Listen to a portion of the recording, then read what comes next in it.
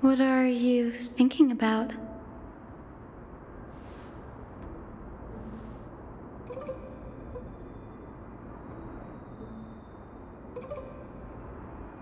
Is that so? You don't look the slightest bit amazed, though. Plus, you seem to be strangely familiar with the city around the Great Tree.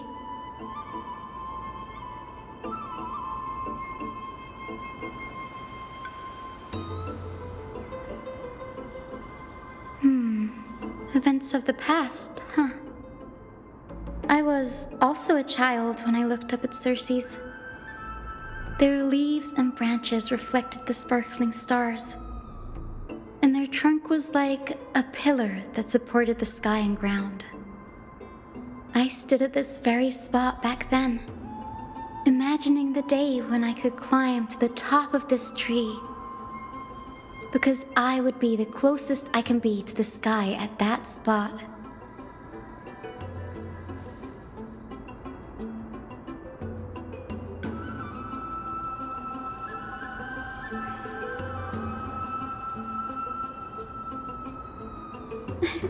Don't read too much into it.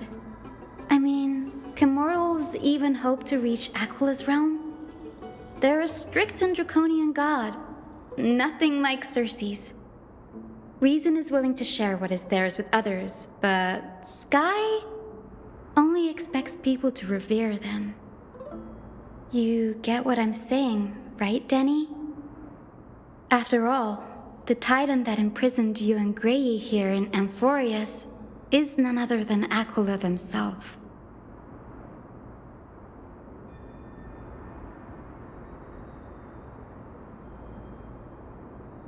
But there will always be people who dream of soaring towards the sky. The Grove has a wealth of research on Aquila, and that is exactly what we are here for.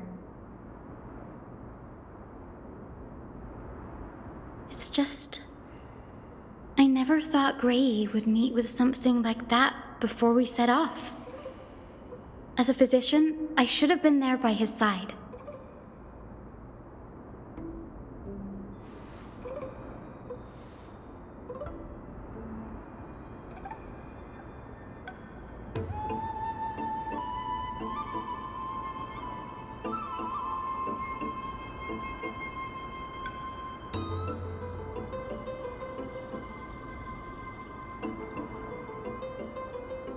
Yeah, there's no rest for the weary, huh? In any case, what we're looking for could be anywhere in this enormous grove.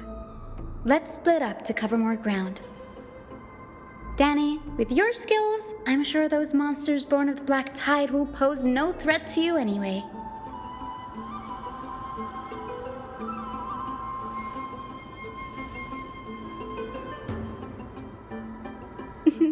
Have you forgotten that you're talking to the chief physician of the Twilight Courtyard? Have more faith in me. I'll be just fine.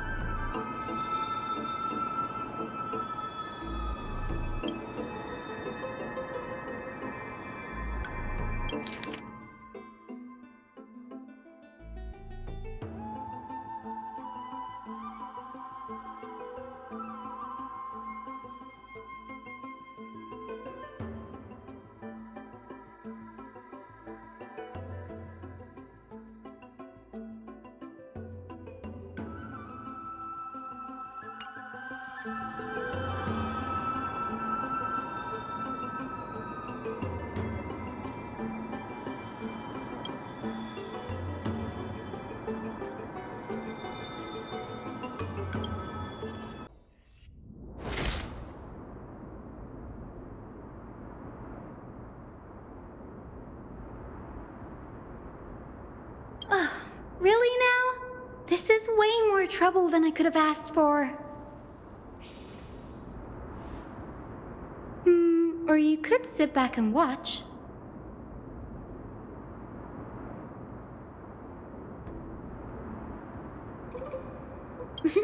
I'm kidding, Danny. Lend me a hand, pretty please? All right, now let's get him!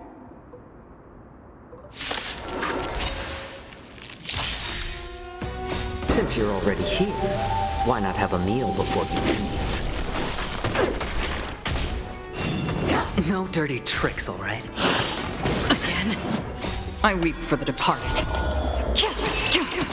It too shall fall. Torment and doubt, farewell. I will watch over you and guide you on your path. Destined for oblivion.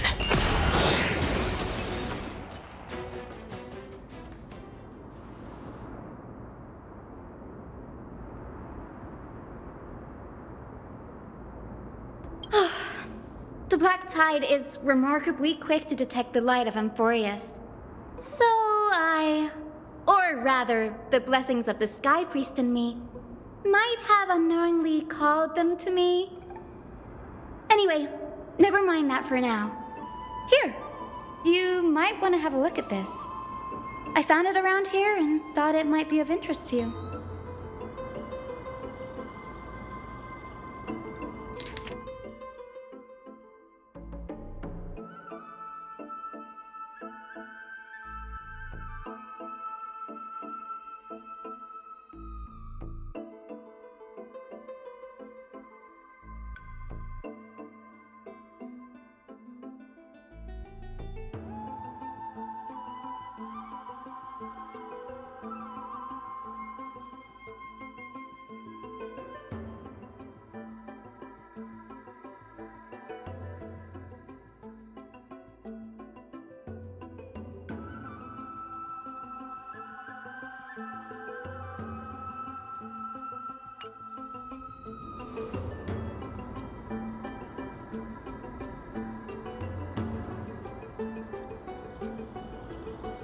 This is new.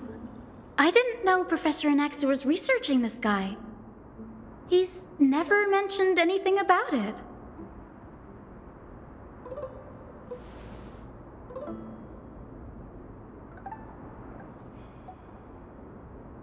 Might is an understatement. Anaxa has never been one to venerate the gods, nor has he ever found it within himself to put any faith in the prophecy. People have come to think of him as a heretic, even in a place as liberal as the Grove. Yet, it is also this very blasphemer that Circe's favors.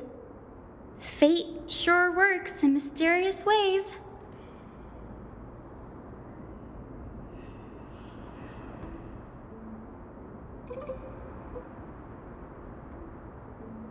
Oh, let me have a look.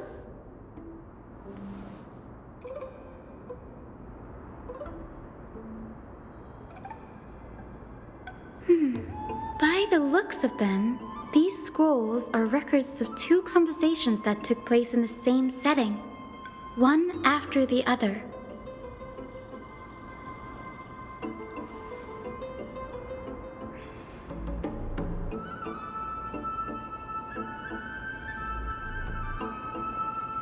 Sure, go ahead.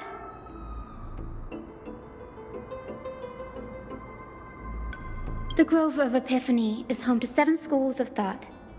While all 7 schools are founded on the ideologies of Thalesis, the first scholar, each is unique in its own way. Among them, the Venerationists revere and worship the Titans the most.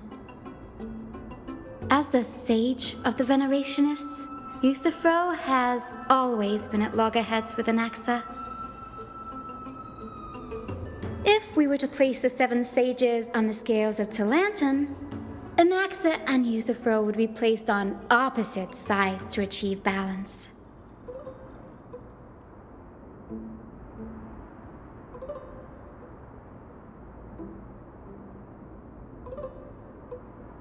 Nearly everyone in Amphoreus has heard the story of the skyships by now. Aquila's stature is loftier than the heavens, and their divine retribution is merciless. That's why it's no use building giant skyfaring ships. Oh, but I do wonder if a supercharged mini treaty cannon could slip past their watch.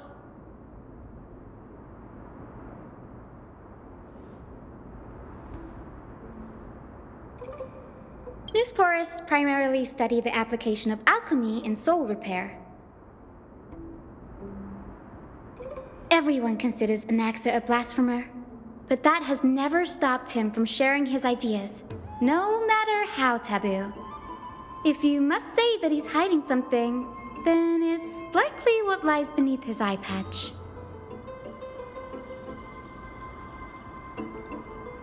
Anaxa often says that every failure brings us one step closer to the truth.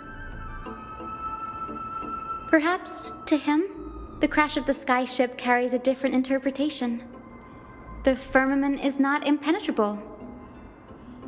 On the contrary, it was precisely because the skyship represented the first step toward breaking free from the shackles of the earth that it provoked the wrath of the Sky Titan and brought divine punishment upon itself. It's a shame that the majority of the Grove's research on Aquila was headed by the Venerationists, with sacrificial rituals making up a predominant part of their findings. Discourse about more esoteric subject matters in relation to Aquila dwindled even further after the skyship incident. So much so that even the scroll is completely new to me.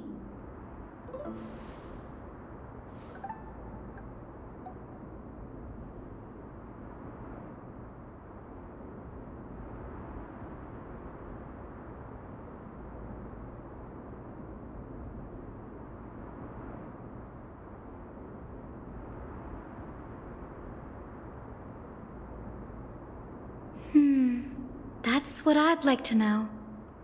What are these experiments he's involved in? Even I, the assistant lecturer, know next to nothing about them. I have a bad feeling about this. Could there be more to what happened at the Grove? This is the Library of Philia, a place where the Grove stores its collection of tomes. Other than books written by the 7 schools, you can also find philosophical texts, ballads, and religious writings from the Outlands here. Cities that desire to learn from the Grove were apparently expected to contribute knowledge of equal value to what they sought. We've had more than our fair share of hilarious episodes over the years.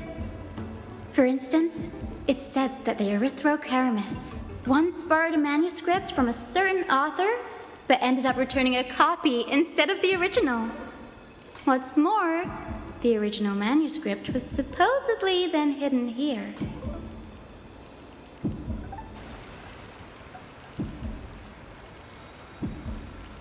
Nice? No need to hold yourself back, Danny.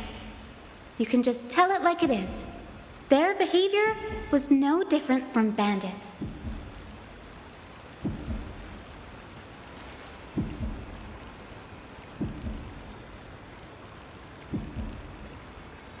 Whew, you've got me there. Some said you couldn't even find a dictionary in Castrum Kremnos, so I guess they were spared. There are too many books in the Library of Philia. Flipping through them all will take too long. Why don't we use the biblioslate to search for the texts we need? We can bring them back to Akuma for reading after that.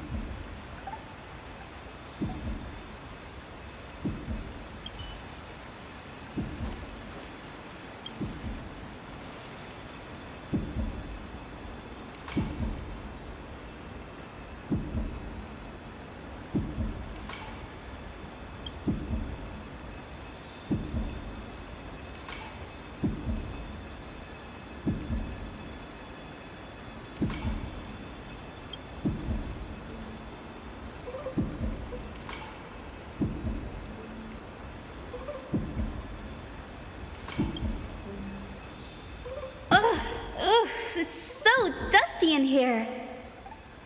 Whoa. Are these all complaints about him? I can already see what they must have written. Anaxa has no respect for the gods. His very existence undermines order in our society. They're probably all things like that.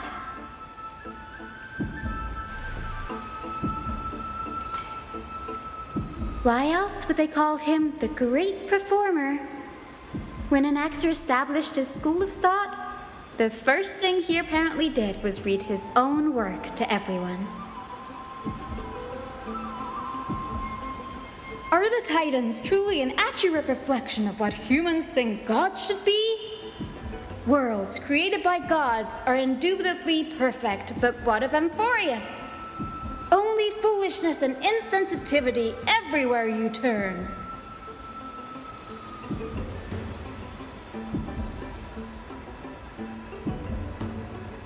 They marched him straight to the seat of judgment before he could finish. Though what he took on in the end was more of a debate than an actual trial. He had to address every one of the scholars' allegations, or face expulsion from the grove. The first allegation was... Do you agree that since the Titans created the heavens and earth, so the mountains, rivers, and seas must likewise be their creations?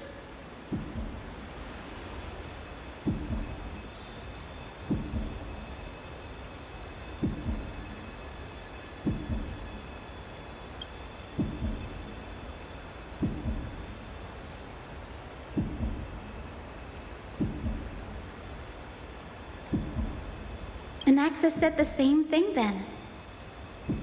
Needless to say, his critics didn't take kindly to his answer, so they followed up with a second allegation. You claim to be studying souls, yet you are, in fact, defiling them and committing acts condemned by the gods. Do you admit it?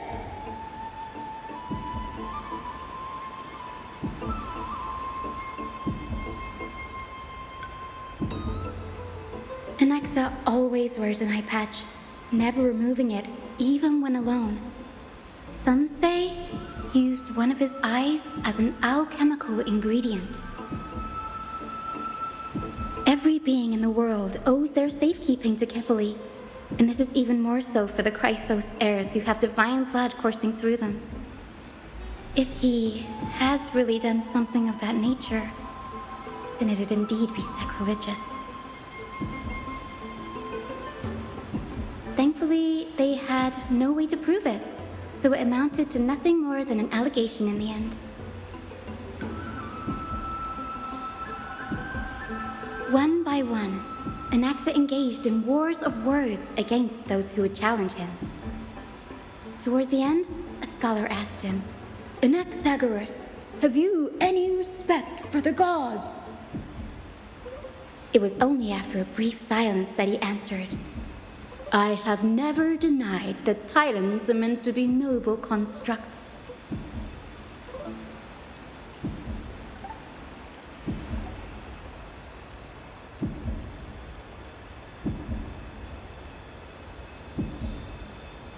Yes, I'm not sure how that controversy was eventually resolved, but what's for certain, at least, is that Anaxa was allowed to stay in the grove where he continued his research, despite being regarded as a heretic.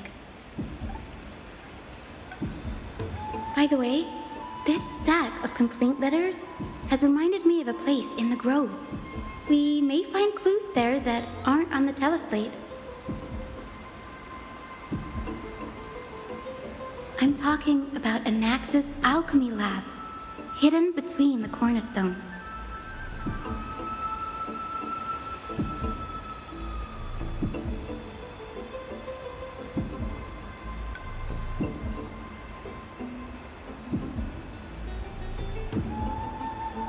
It's a well-kept secret. Among the 7 sages, excluding the nominal chief sage, each each has a private sanctuary where they can conduct research undisturbed in their free time. Even the administrators of the Library of Philia are restricted from accessing those places and documenting the sage's research. But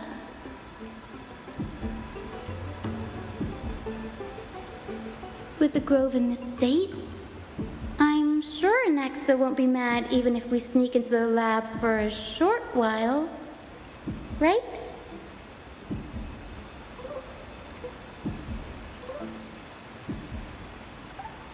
This is the place, but where is everything? Materials for alchemical experiments, matrix diagrams, and even the seal to the lab. They're all gone. Did the black tide destroy it all?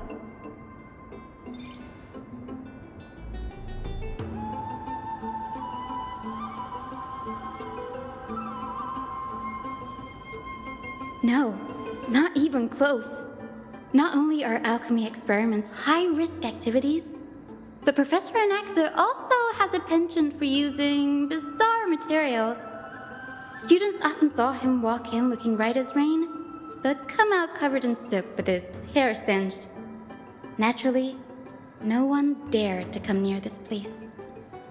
Huh? That bookshelf over there seems to be the only thing still intact.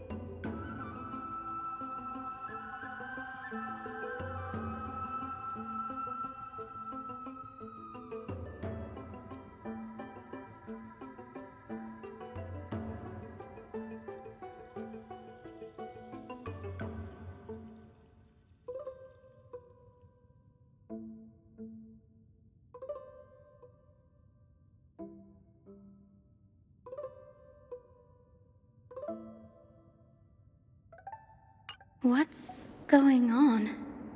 Anaxa is conducting research on our friends in Alchema and me?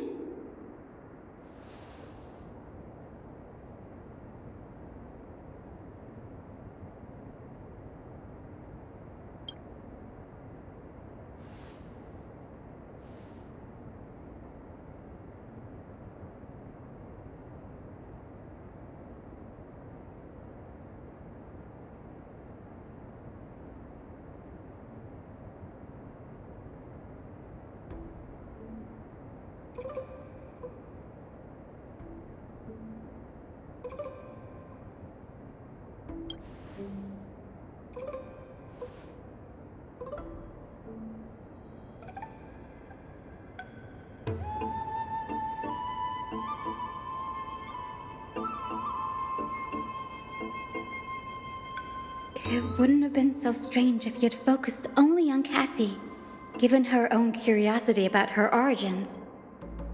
Plus, considering that the new sporists have crafted omnipotent medicines capable of curing diseases, it also makes sense that he would conduct research on immortal Chrysos heirs.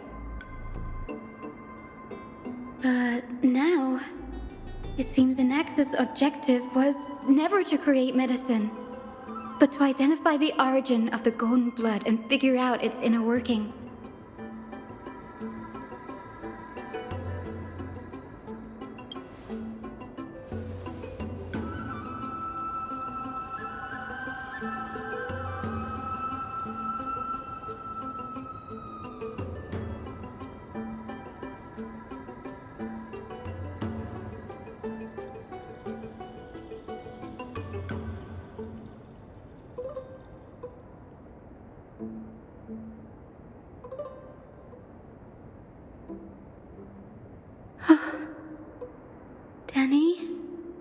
at this. I have a bad feeling about this.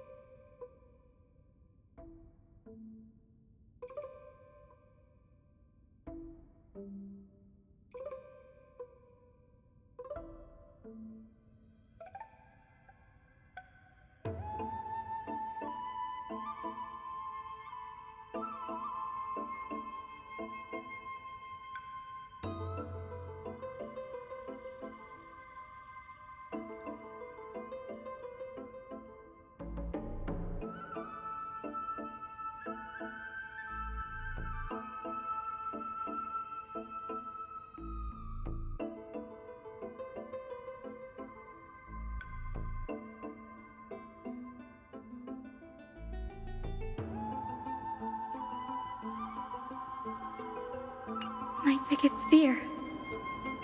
It's come true. After going through his notes, I think I can piece it all together now. Anaxa was carrying out experiments on soul transmutation.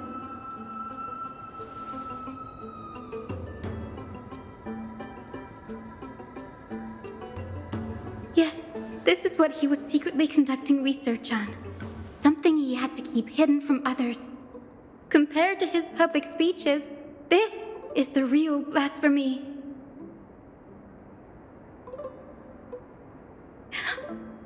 Oh, I just thought of something. Do you remember when the black tide was approaching? The Grove had planned to send Cersei's core flame to a safe place.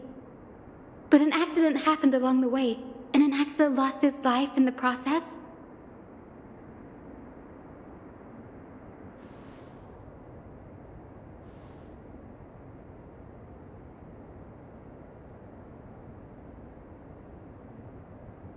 That's right. But what if Professor Anaxa's fusion with the core flame of reason wasn't an accident?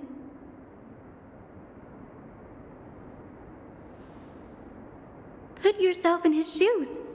Knowing that the black tide was closing in and your time was running out, what would you have done?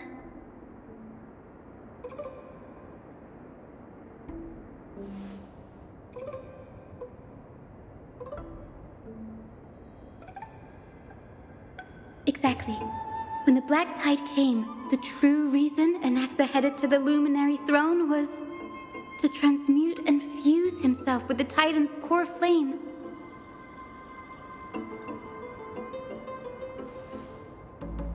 No. Judging from how he reacted after the event, the results came as a surprise.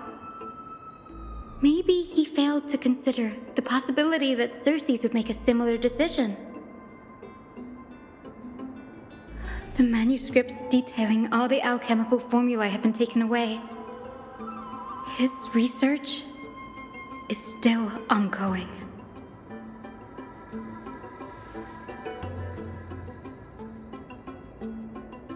Like what?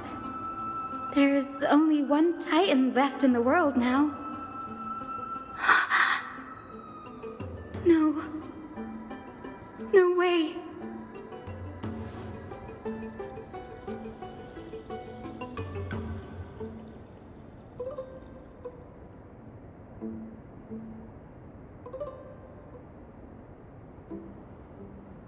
He's after Kefali. Sir, this sky above us, it's not real, is it? Of course not. This is just an image from a projection device used for educational purposes. A simple trick. The day-night cycle has been lost to this world.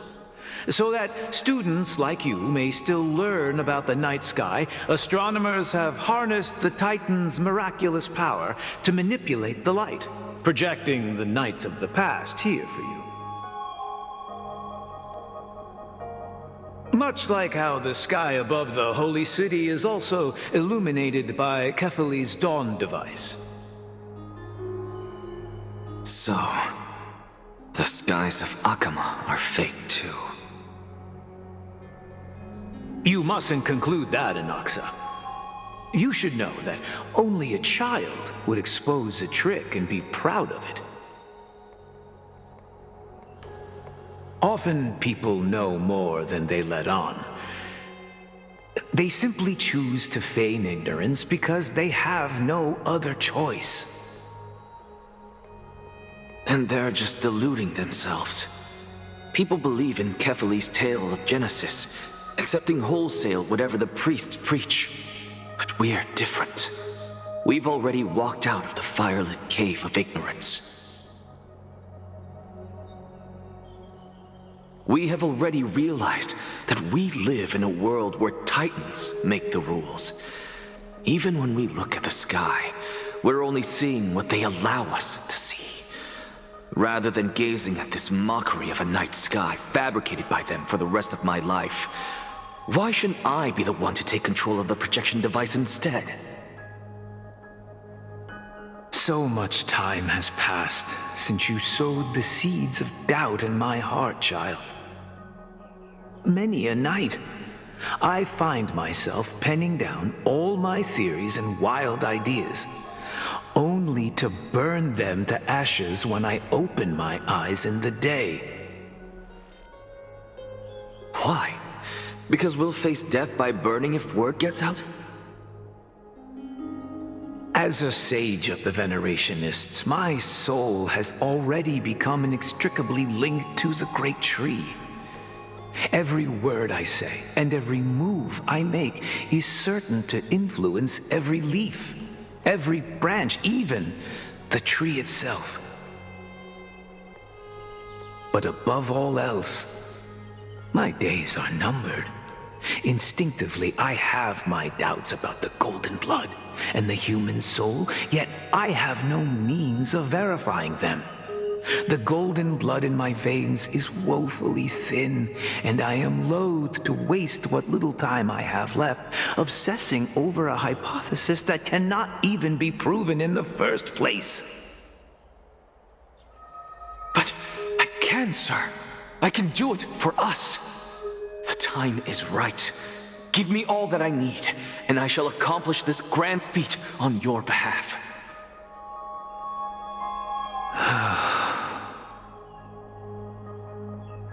You're right. I shall do just that. In the next meeting of the sages, I will spare no efforts fighting for the rights you deserve. Go. Establish your own school of thought. Find out what we are. Become the one who conquers the ultimate truths of the world. Child of humanity. You didn't go to such lengths for an audience with Kefali. Just ask him a few questions, did you? So, you figured it out. If I were as foolish as a Dromus, perhaps I'd throw myself down and prostrate before their greatness, begging for the gods' prophetic wisdom. Well, sorry to disappoint, but I'm no Dromus. Alas, I am a human, standing tall on 2 feet, possessing both intellect and pride.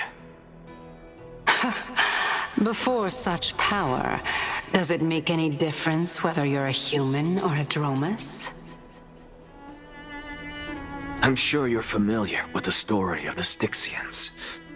When the raging waves threatened to swallow them, they didn't just give up and become sitting ducks. They constructed a dam that kept the roaring tide at bay, chaining down the mad Fagusa. They call me a blasphemer, Circes. But that doesn't mean I deny the existence of gods. It's just... as I see it, Titans are simply a force that mankind has yet to find a way to tame. Oh?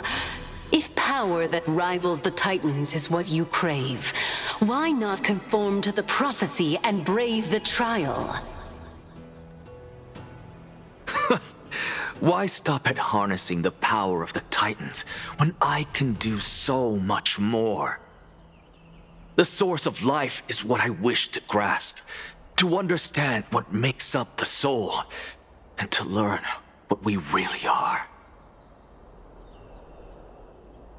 Thanks to you, I've had the chance to personally verify, in more ways than one, that the soul indeed ceases to exist in death.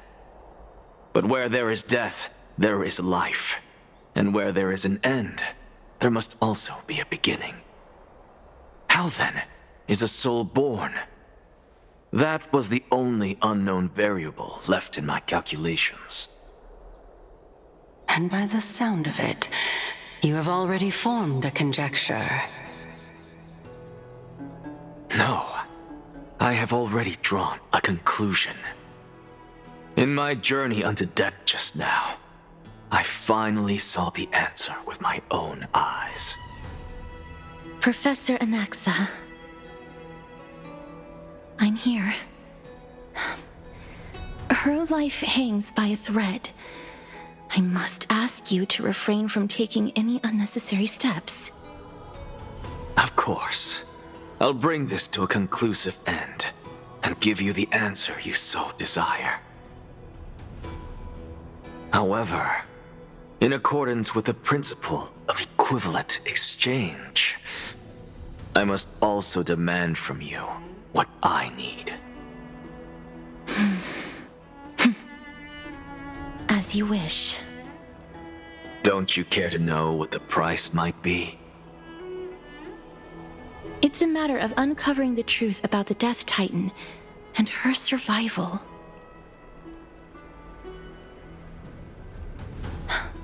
This may be the only time I can ever save someone's life. There is no need for me to think twice. I see.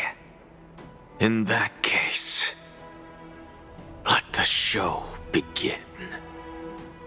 Indulge me.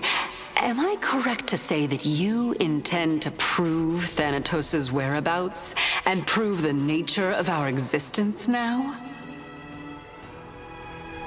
Before I begin, I must confess I had been stuck in a cognitive trap all this time. As unrelated as these two propositions may seem at first glance, they are in fact logical equivalents. They are merely two different ways of telling us about what the soul is at its core. The reason I say this is, as I've mentioned earlier, the answer was hidden in my journey unto death. Anaxa, you were in the Netherrealm? Yes, I am but a living dead man now, but that's not important. What truly matters is, I overheard a conversation between heroes. That's not all. Remember how I said you were a part of that conversation too, Circes? And I've told you that I have no recollection of such an event. That was likely just an illusion conjured up by the mind of a dying man.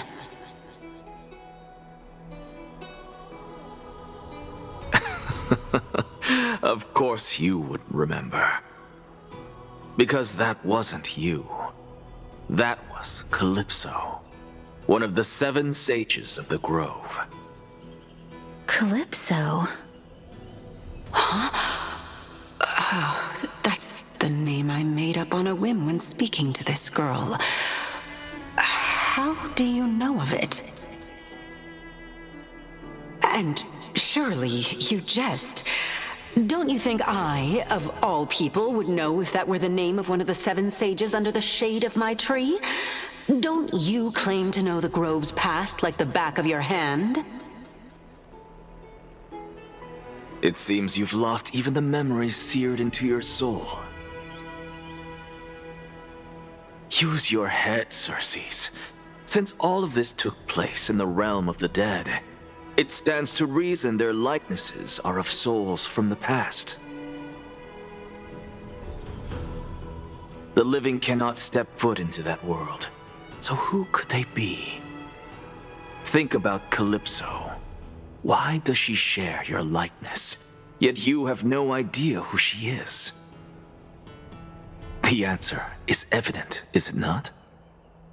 Those fallen heroes are the mortal incarnations of the Titans before their ascensions to godhood.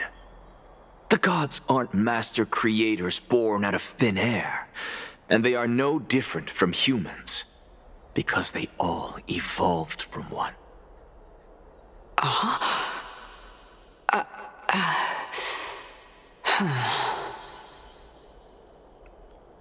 Does this answer disappoint you? Yes, because you've answered nothing. If I truly was once human, as you claim, then where do the children of humanity come from?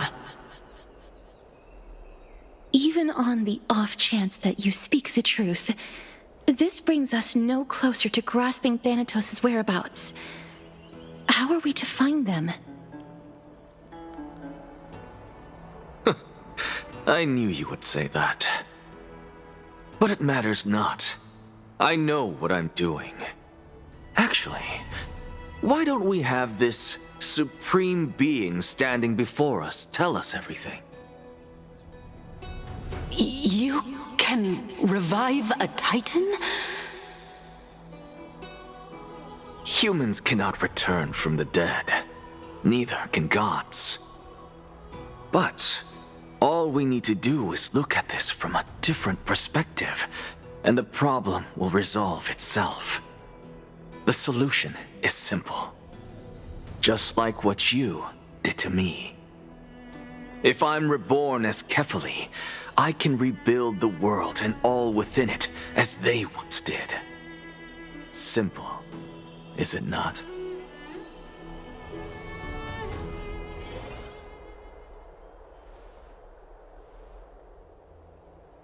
I have news from Hyacinth and Dan Heng.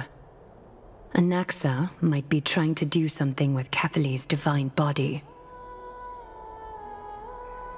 Kefali? But what could Anaxa want? Is the Council of Elders going to sit around and let such a sacrilegious act unfold? That is not possible.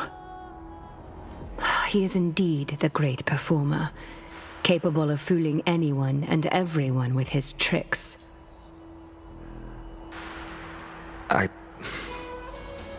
I'm sorry. No need for guilt, for this is good news to us. The Council of Elders has found themselves a traitorous ally. Anaxa's ambitious desires will be something we can exploit. What we should be doing now is to keep our eyes peeled for whichever trickery Kynus is up to, and react accordingly to thwart her plans. Being Akima's political center, the Demigod Council holds just as much significance as the Vortex of Genesis. Someday, after my duty is over, this site will take the place of the battlefield where you hunt gods, become the next challenge you are to overcome. Till then, it's best to get used to this place as soon as possible.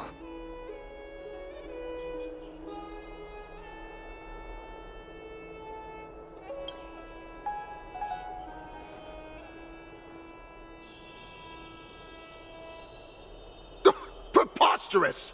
The Christos heirs only have their standing because of the Council of Elders! How dare they trample over it!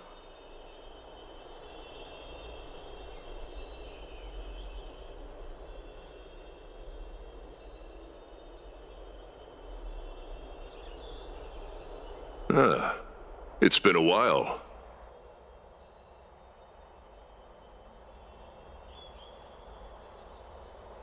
What is that supposed to mean?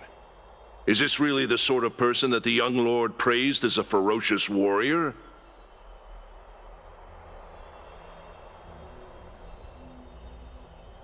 It has indeed been some time, Lord Crateros. What brings you here in such haste? Shh, keep it down. Be more vigilant. See those duplicitous dogs over there? They do the dirty work for kindness. I've already ordered my people to hold them back, but we should still lay low. Unless you're itching for a bloody fight to get a workout in.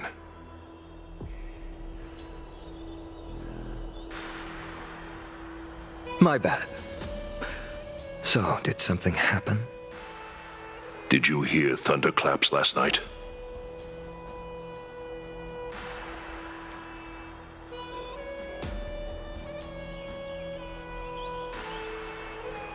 Thunderclaps are beacon signals of strife.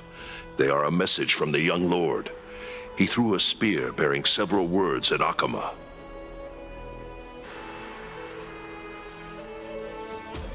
Watch out. The Flame Reaver is back. I guessed as much. We didn't actually kill them back at the Kremnos Arena. I figured this is something you would want to know. We Kremnoans never back down from a fight. So if you plan to take that thing down in a battle, reach out to me anytime. You have my gratitude. I will let Aglaya know about this right away. Remind her to be on her toes while you're at it. That vicious kindness has been unusually active lately.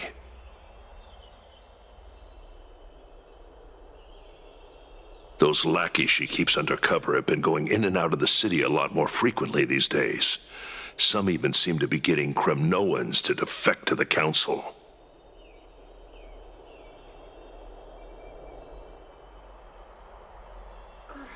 Get off the stage! Get out! How dare you! Don't place that! That's her. Looks like you can see it for yourself. We should get back. Thank you for the intel, Lord Crateros. Aglaya, what happened here? I know about the poisonous fangs of that king snake through the golden threads. In the past, I would be confident about keeping her in check, but I admit I am now unable to do so. What do you mean? It is no longer about eloquence or arguments. I have been a demigod for far too long that I hardly have any humanity left. Before I realized it, I have become no different from these hypocrites, no longer capable of relating to the people. This has come a lot sooner than I expected. But perhaps it is time. I need you to step up, Finan, in order for me to retreat behind the scenes. Yes, this is my duty, but... It is far easier for the Council of Elders to fool many than just fool one person. Their so-called more support is no more than a ruse to distribute power using words instead of lances. There is no glory in winning this debate, but that makes having respect for humans so much more priceless. Finan, you are a Chrysos heir without flaw, capable of relating deeply with humans. I appreciate what you've taught me, Aglaya. I hope we'll live up to your expectations and win this debate.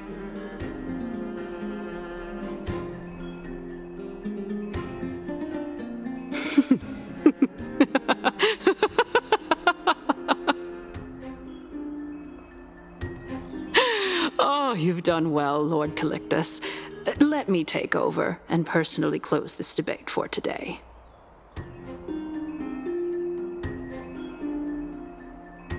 Dearest counselors, let it be known that I sorely miss the blissful times portrayed in lyrical poems.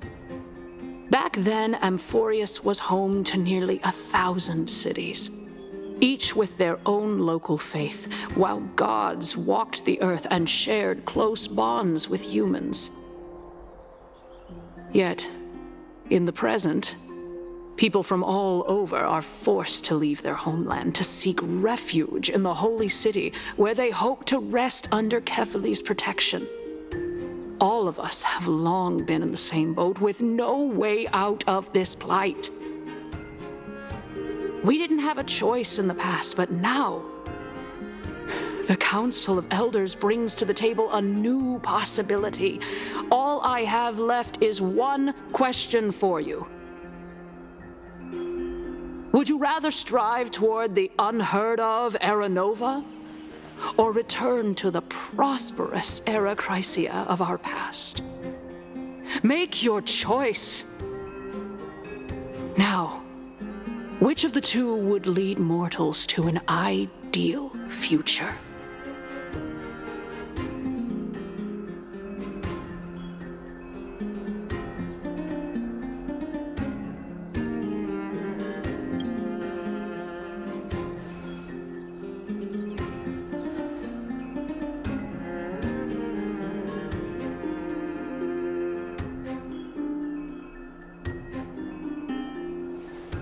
We all know that Era Chrysia is a thing of the past, Lady Kynus. Please, enlighten me. How does the Council of Elders plan to turn back time? Let the 3 Titans of Calamity be born, and Era Chrysia is nevermore. But bring demise to those Titans, and Era Chrysia will descend upon us again.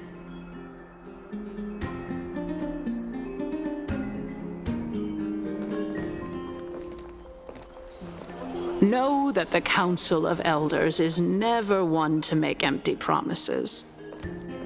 Look at who we have on our side. Anaxagoras, one of the grove's 7 sages, and Castorus, Idonia's goddess of death. With the help of these 2 heroes, I can promise all of you that Era Chrysia will exist once more.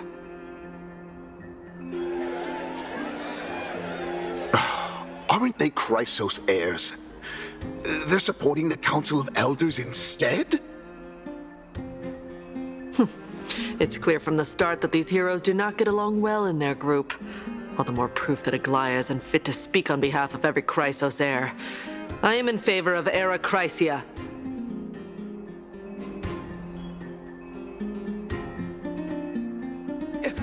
Era Chrysia! Era Chrysia! Era Chrysia! Era Chrysia! Era Chrysia! Era Chrysia! Era Chrysia!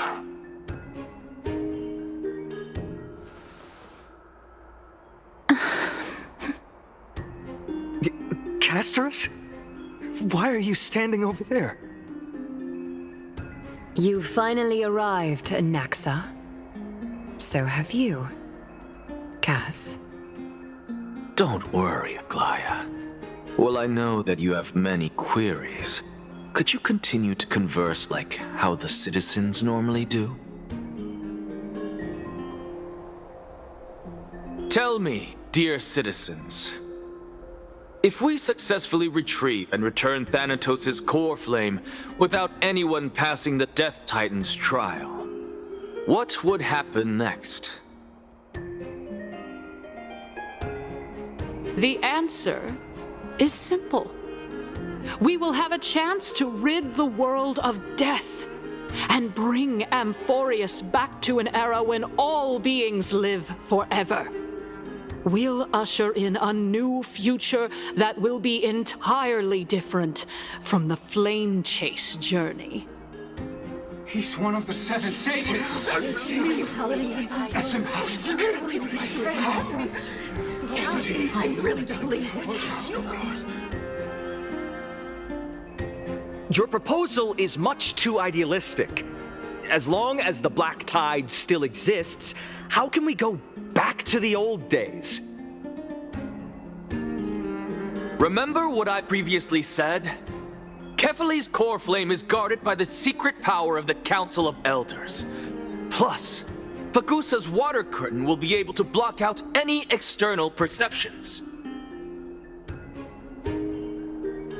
Tell me, dear citizens, have any of you ever seen even a glimpse of the threat that this person is talking about anywhere within the walls of this majestic holy city?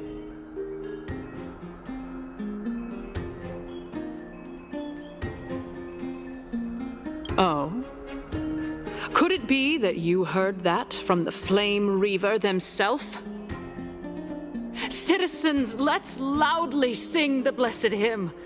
Oh, beautiful old world, where are you now? Oh, legendary Eracrysia, return to the mortal realm. After the destruction of the 3 Titans of Calamity, the Flame Chase journey will have to end.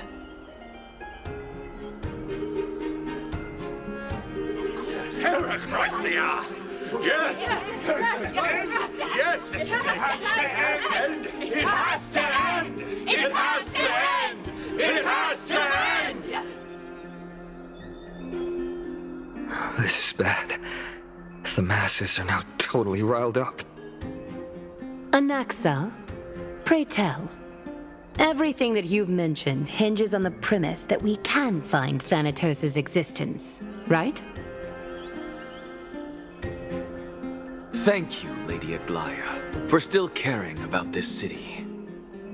However, dear citizens, we are truly fortunate and blessed. For Castorus, Idonia's goddess of death, will surely find Thanatos under my guidance. What? With that, I solemnly promise that the core flame Lady Castorus brings back will be personally managed by the Council of Elders. Thereafter, if we are able to garner the support of all of you at the Citizens' Assembly, we shall spare no effort in ensuring that the Eracrysia will return to our world once again. Eracrysia! Eracrysia! Eracrysia! Eracrysia! Eracrysia! With the balance shattered, the result is clear. By Kefali and Talent and above, as the Theoros, I have observed. Akama has chosen her destiny. The issue up for discussion at this Citizens' Assembly shall be modified to the suspension of the Flame Chase journey. This resolution shall be put up on the Wall of Heroes, such that all citizens are aware of the city's way forward. Yes! To the future! Yes! Yes! I like this. Fantastic! Yes! Aglaya, dear Aglaya, what has caused your heart to soften? You also don't seem to be as quick-witted as before. Wag your tongue as much as you like. Since the Flame Chase journey has been preordained by the prophecy, our failure has never been on the cards.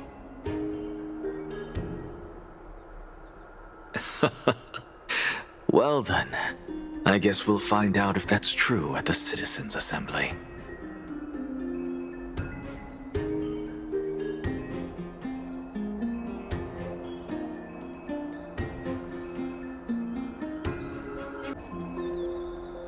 Well, it seems that when I sent you to look for Anaxa, I unintentionally facilitated your partnership with him instead.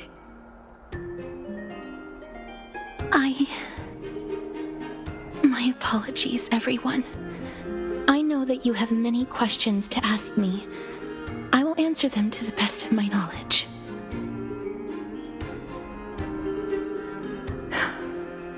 that case, please tell us as much as you can. In actuality, he showed me a past that was both long and heavy. The reason I say this is as I've mentioned earlier. The answer was hidden in my journey unto death. Naxa, you were in the Netherrealm? Yes, I am but a living dead man now, but that's not important. What truly matters is, I overheard a conversation between heroes. Have you heard of this tale before? A tale about the ocean god's treasured pearl, our hometown. It was a seaside town which enjoyed the ocean breeze and glorious, peaceful times, thanks to the wisdom of its ruling queen. Until one day, an evil dragon descended upon the town. Its wings were large enough to blot out the sun, while its claws were sharp enough to rip the waves apart. It barged into the tall tower and devoured the queen's beloved daughter. It even settled itself in her bedroom like a tyrant king. The queen assembled 300 warriors who managed to subdue the evil dragon by chaining it up.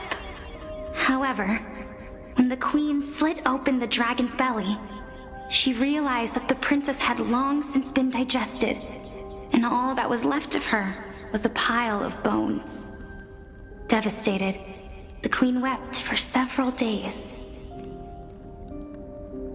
It was then that a devious, smooth-talking scholar arrived at the palace and suggested that the princess could be revived through the use of dragon bone and dragon blood. That liar called this process the secret art of alchemy. The princess was reborn! The queen was overjoyed, blissfully unaware that the evil dragon's soul still lurked within the princess's body. As revenge, the evil dragon swallowed the poor queen, the glib liar, the courageous warriors, and all of the town's innocent civilians in a single gulp. Worse still, the souls of the deceased refused entry to the Netherrealm because they were filled with regret. Forced to roam the mortal realm, these resentful souls ultimately converged into a river of souls that would not retreat for a long time. The terrifying death had consumed all. Thereafter, our hometown fell into ruin as well. Until...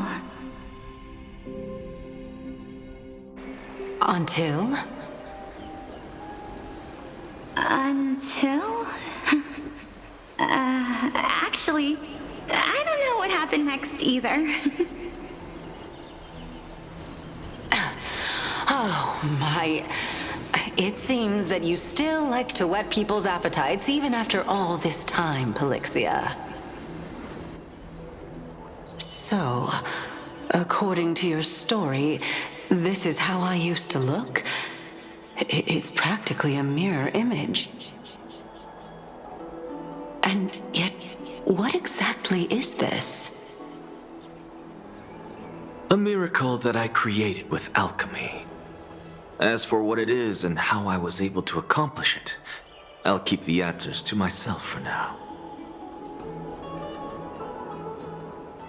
Oh, my goodness. Is this cliffhanger really necessary?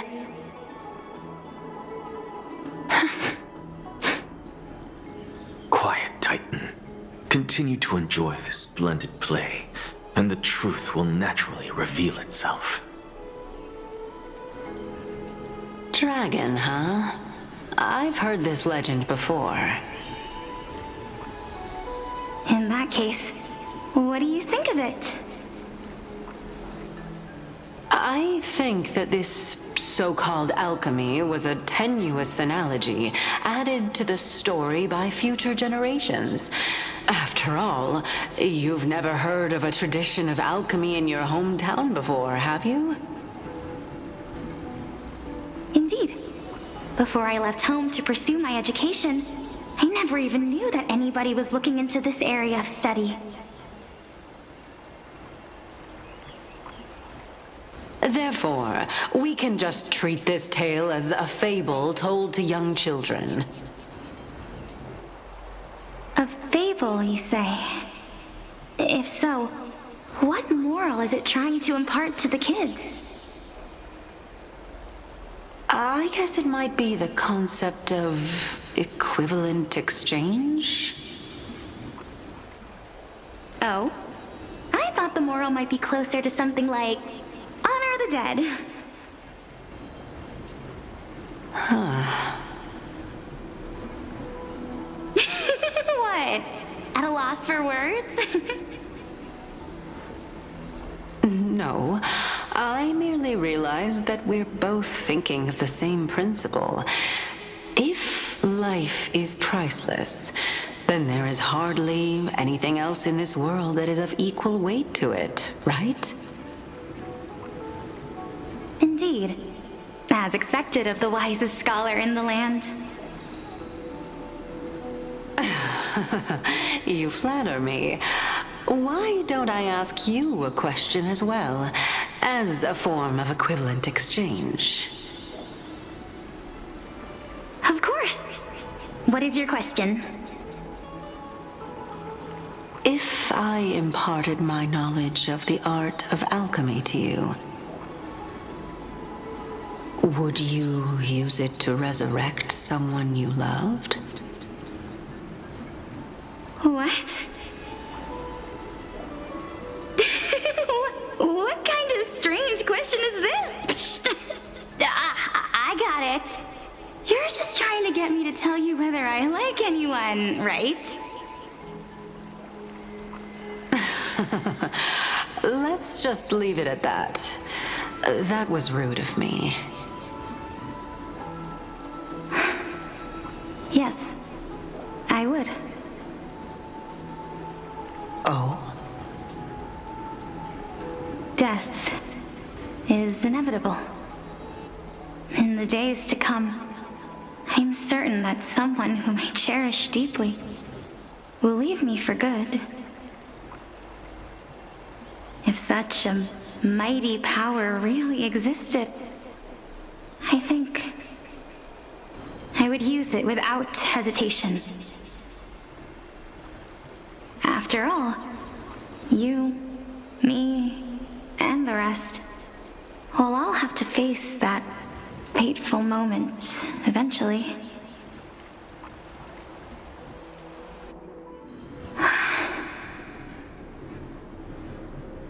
My time is finally here.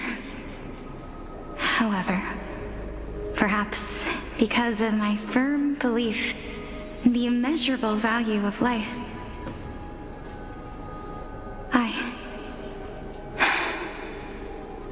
I am unable to complete the trial.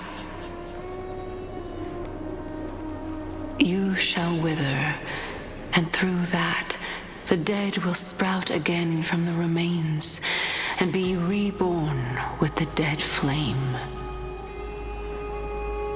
It is a pity that fate is such a cruel mistress. Is there no other way of interpreting those words? I'm afraid that the meaning is clear. Between my sister and me, one must pay the price. Our trial can only be completed when the one chosen sacrifices her life.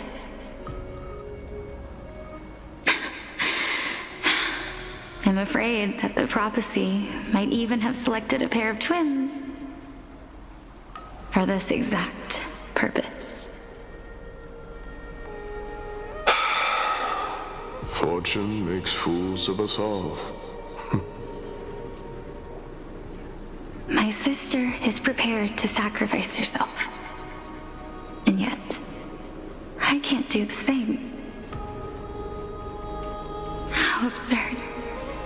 My time is almost up, but I'm still afraid to welcome death. What should we do? If I'm ultimately not able to make up my mind... Since Chaos is willing to guide all of us and leave this trial to the end, there is still plenty of time for you to ponder. That's right. Don't allow the fog of an uncertain future to cloud your mind. Trial, prophecy, the topics that they're discussing seem familiar. But these three people must not have left their names in the epics. Otherwise, I would have some recollection of this. Amphoreus's history before the Titans were born was complete chaos. Is that not strange by itself? I have long held 3 hypotheses about this. However, let's continue watching for now. Calypso, Polixia, and this warrior. I seem to have met him somewhere before. Regarding this matter, Nias, are you confident that you'll complete your trial? Of course. Though, I am worried about what will happen once I've emerged victorious.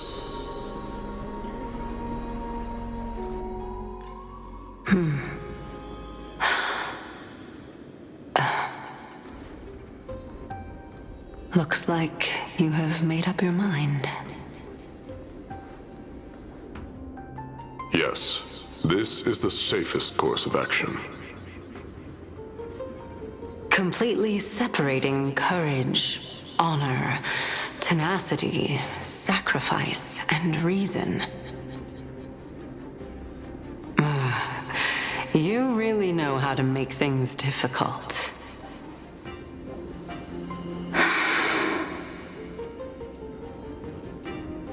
Please, young lady, witness my fall and demise.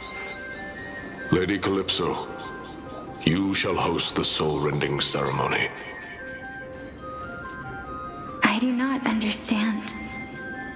Why would you dare to sacrifice yourself for a future that you won't get to witness?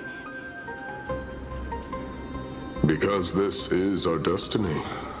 The power that resides within me is so intense that I will one day be engulfed by it. Furthermore, a valorous death before glorious return has always been the path I chose to walk. A journey I began long ago. If your sister or Chaos were in my position, I believe they would make the same choice as well.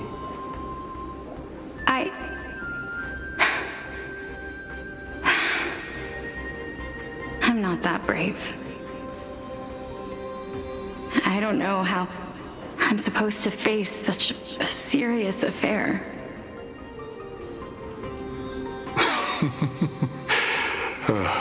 Despite being Death's chosen one, it seems you still don't know how to face it. Let's chat, young lady. Perhaps I shouldn't end my journey so hastily. Since there's still time, I'm not worried about letting fate wait a little longer. Of course. This warrior is Lord Nias. As the embodiment of Nikador's divinity, he entrusted his life to us and allowed humankind to end his madness. That means that what I'm currently seeing before my eyes is, in fact... Looks like one hypothesis of mine has already been proven true. These heroes are the true forms of the Titans, before they attained their divinity. If so, the chosen one of death that he speaks of is actually... Polixia? Is the previous form of Thanatos? But her appearance... If this is true, as long as we can find out where she went, we'll naturally be able to figure out the location of the Death Titan.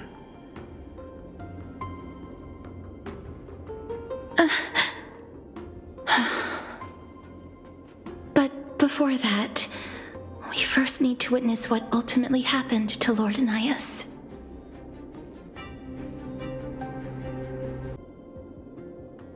Nikador's courage is a testament that they have never once retreated from a battle. I've heard that these words are still engraved in Castrum Kremnos even today. It didn't occur to me that they were actually part of an alchemical formula.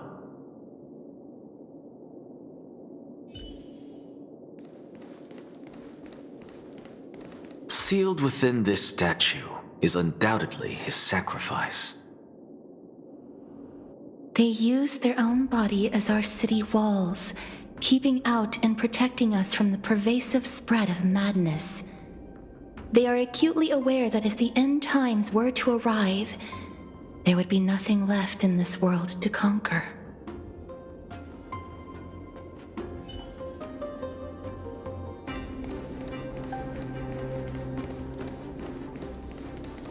Lord Nias's honor is sealed here. Incredible. The honor in this child's soul is so light.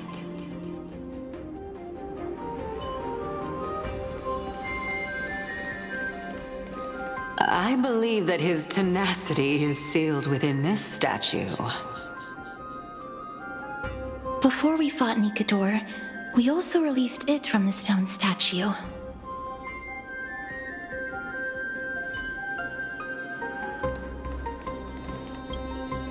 Honor, courage, tenacity, sacrifice. And finally, the only thing that remains, his reason. Cheer up, young lady. There is no need to shed tears over a glorious death. All farewells in this world are sorrowful, Lord Nias. No, young lady. As a warrior, I have witnessed too many bitter deaths. But now, all I feel is peace. I did not know until this moment that mortals could live their lives in such a way. Although only a sliver of your soul remains, you remain so optimistic. Or maybe the truth is that you aren't able to feel sorrow anymore. To be honest, I don't know either. But I am certain of one thing. This is not an acceptance of death nor apathy toward it. It's not even a feeling of despair. I am just enjoying what remains of my life to the fullest. Enjoying? Indeed. Along this journey that we've taken together, not only have I changed the world, I myself have also changed in the process. And now I have reached the journey's end. When I look back and see the grand epic that I've personally written, how could I not revel in that fact? But when you depart the mortal realm, won't all of your accomplishments be reduced to nothing? Separation and death are two sides of the same coin. Reconciling this doesn't come easily for a mortal.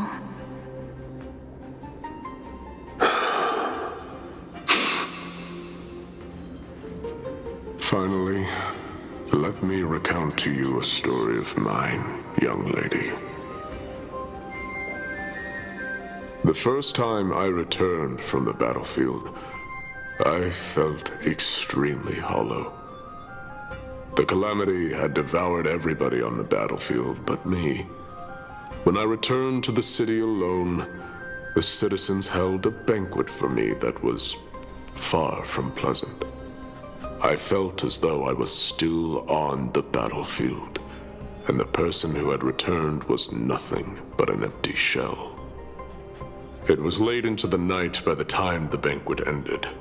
My head still reeling, I returned alone to the barracks.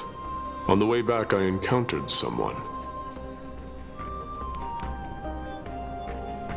It was a crazed scholar looking at the night sky and muttering to himself by the side of the road. Although I tripped over him and fell, I wasn't angry in the slightest. And maybe because I saw myself in him, I inexplicably asked him a question. Do you think that it'd be better if we just died on the roadside like a couple of stray dogs?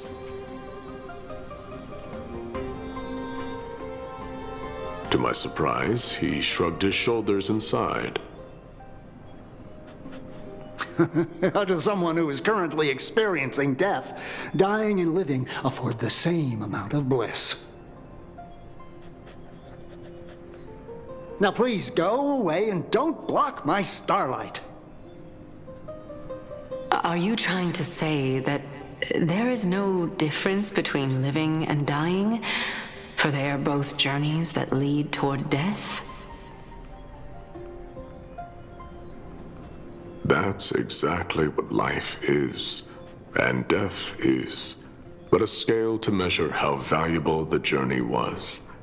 Journeys and epics are only glorious and magnificent because all things eventually fade to dust. Therefore, young lady, don't detest your fate. Instead, willingly and respectfully embrace it. The embodiment of strife telling me about the majesty of the world.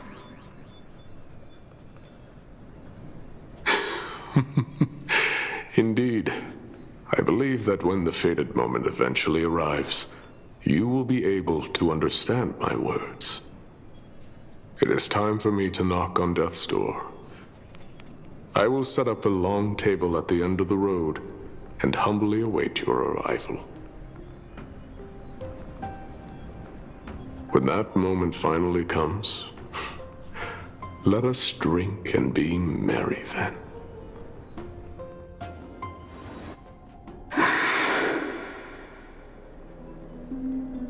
I knew this day would eventually come.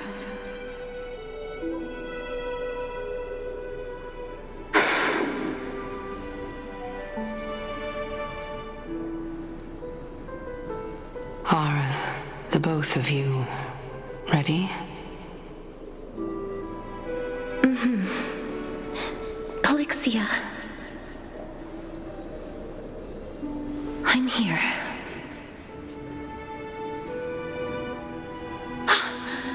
What?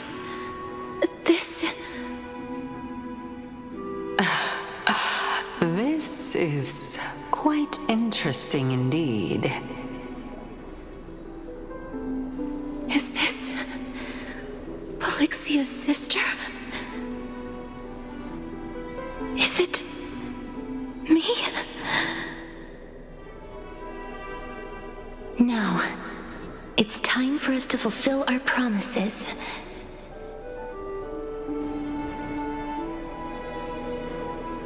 Are you afraid?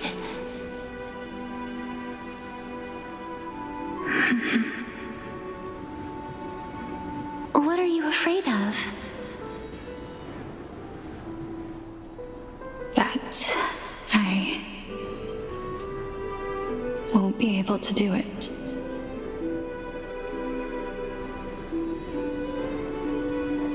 you shall wither, and through that, the dead will sprout again from the remains, and be reborn with the dead flame.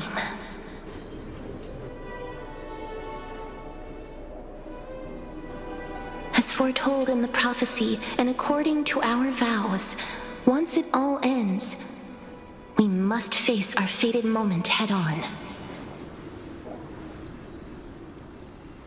Even if it was prophesied, do we have no say in the matter? It's so unfair. Why are we the only ones who are forced into mutual destruction? Let me do it, sister.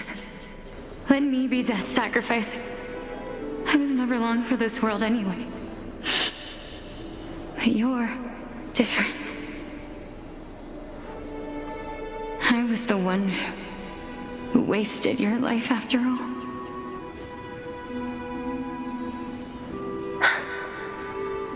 You're wrong, Polixia.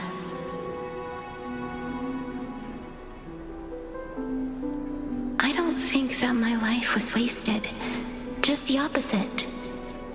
When I finally arrived at this destination and looked back at the journey I took, I discovered that flowers had long since bloomed along the path I walked. It was you who sowed the seeds for this sea of flowers, one that is more beautiful than the promised land at the end of the world. Besides, I have lived a fulfilling life. Even though I was fated for sacrifice, none of the things that I've experienced will dissipate. Instead, they'll forever live on as memories inside your head. Will they not? How could my memories of you ever compare to the actual you? Well then, tell me. What exactly are we?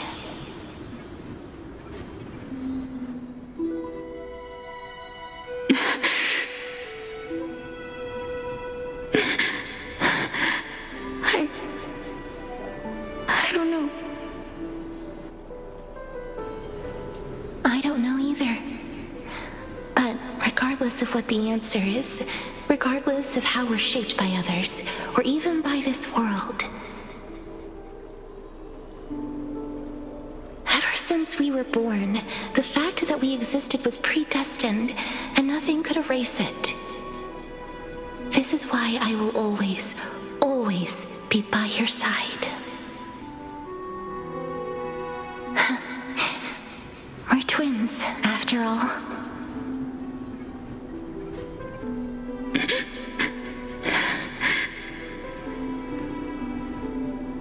All right, my dear Polixia.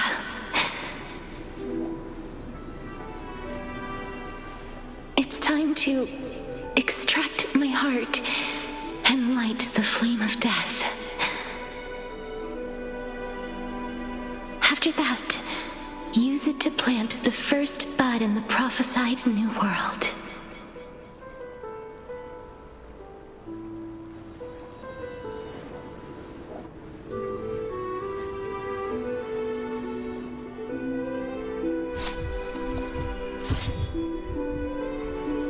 If I imparted my knowledge of the art of alchemy to you,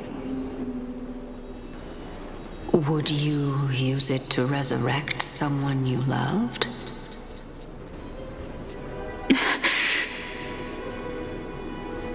Death is inevitable. In the days to come, I am certain that someone whom I cherish deeply will leave me for good. If such a mighty power really existed, I think I would use it without hesitation. Even now, my answer remains the same.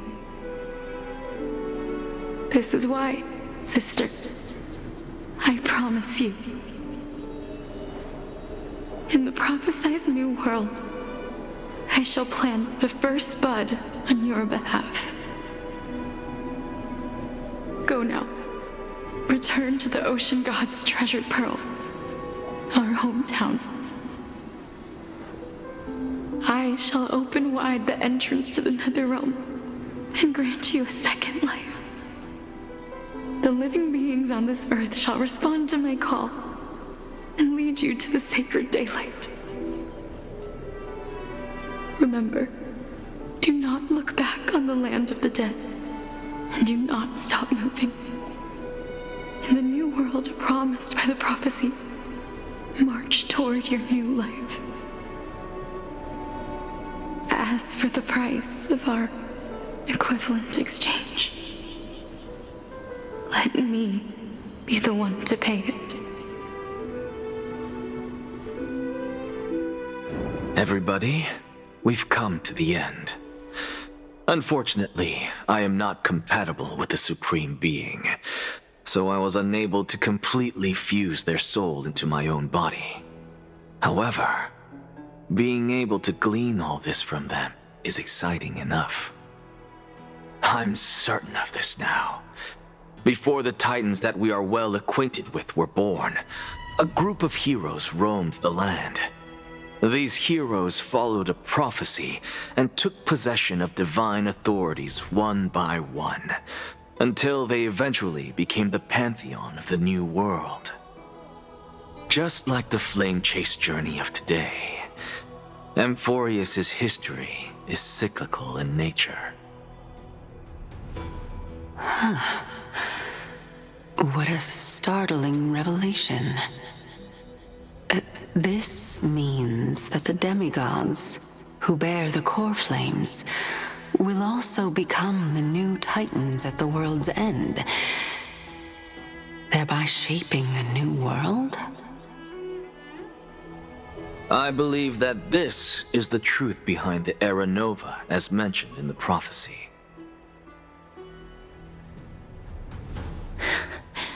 This is utterly unbelievable. Besides, those twins in the past, even if they really are Thanatos, their whereabouts are still unknown even today. Are their whereabouts truly unknown? Didn't Polixia mention that seaside town, the birthplace of alchemy in the tale of the dragon? In our world, there exists a city which perfectly matches that description. Styxia. But the people there worship Fagusa and bear no relation to Thanatos. I have also never been to that place, as in the time of Idonia, it had long turned into underwater ruins. Take this. This is... the new Sporist masterpiece, the Philosopher's Stone. It was made by transmuting all of the sages' wisdom into a single entity, with their flesh and blood as its foundation. Remember, I've mentioned before that the art of alchemy is all about conversion, tempering, and ascension. This process also applies to the pursuit of truth. Regardless of how unbelievable this sounds, the truths of the world have been refined from the impurities. Think about the story of the dragon. This stone will lead you to your real hometown, allowing you to reform the door to the Netherrealm and discover Thanatos' fate. You still look as confident in your victory as ever. But what if your conjecture is wrong? Simple. I shall merely admit to the entire world that my experiment was a failure. However, my line of thinking will not fail because I have already planted the seeds of doubt into the hearts of the masses.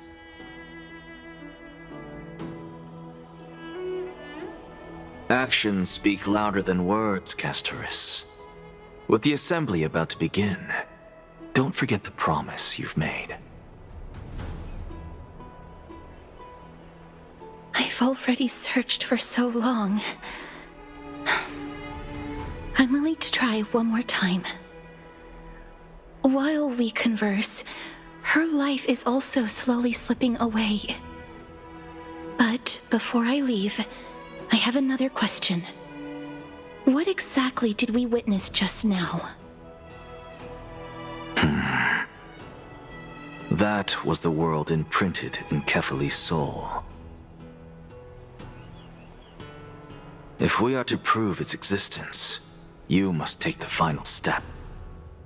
Go. Do not disappoint me. I understand. Hey, child of humanity. Don't get antsy. I still remember the question you posed to me. As a scholar, I do not wish to offer up ambiguous conclusions. Let's discuss this topic again when she manages to find the evidence.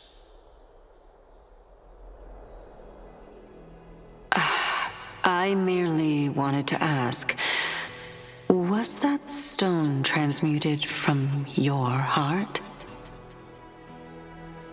If so, rebirth is no longer an option for you. Why not? When I was a child, I lost someone dear to me. When I was a teenager, I lost my faith. A while back, although you saved my life, I also lost my soul in the process. Now I'm merely forsaking my body. What's the big deal? Why are you always finding ways to die? Isn't it good to be alive?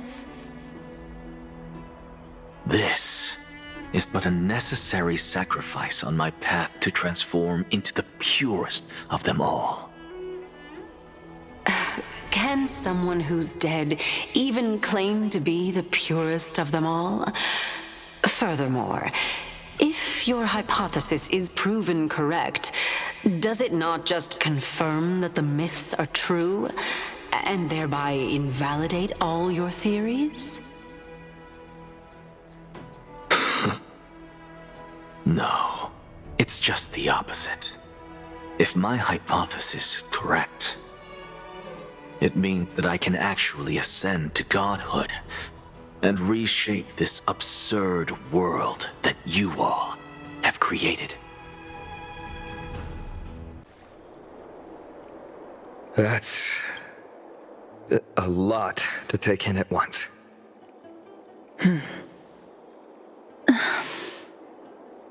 Lady Aglaya, please, let me explain. Go on. You know that the core flame of death has always been the greatest unknown regarding the Era Nova, which is why both you and Kindness desire to gain the power to control that core flame in the approaching Citizens' Assembly.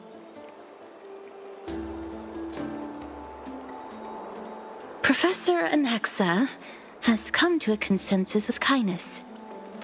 They want to suspend the trial once Thanatos' core flame is reclaimed, hoping thus to eradicate death from this world. If they're successful, then the flame chase journey will cease, and Akama can enjoy everlasting peace. But I know this runs counter to your wishes. So long as we do not usher in Era Nova, the Black Tide will never be eradicated. Even with Lord Mighty on the front line, and the Black Tide not posing an immediate risk, the danger nevertheless remains. Honestly, it's difficult for me to assess the pros and cons in this decision. But someone must bring the core flame before we can begin negotiations over it. The Titan could be very near. I cannot let this chance slip by. Besides, someone has to make this trip to bring back Mrs. Soul. Well said. You already had every reason to seek an audience with Thanatos. It's that great performer who has weaponized your wishes and placed us in this difficult situation. A world without death. Do you desire that too? If fate dictates that my path must oppose yours, I will do all I can to resist it and protect what I aspire to achieve. Lord Mighty showed me that without taking the first step, all talk of what follows is moot.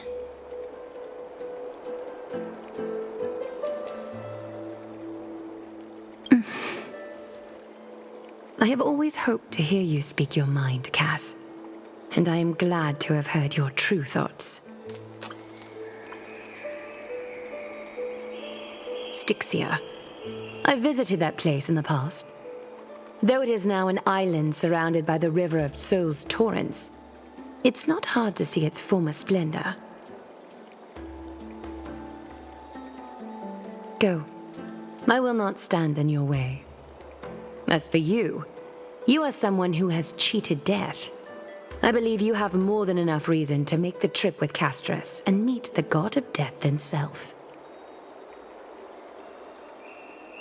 Castras, I too look forward to your journey. I wonder what kinds of new interpretations your completed story will bring to the Flame Chase journey. Thank you, Lady Aklia. I hate to put a damper on this heartwarming moment, but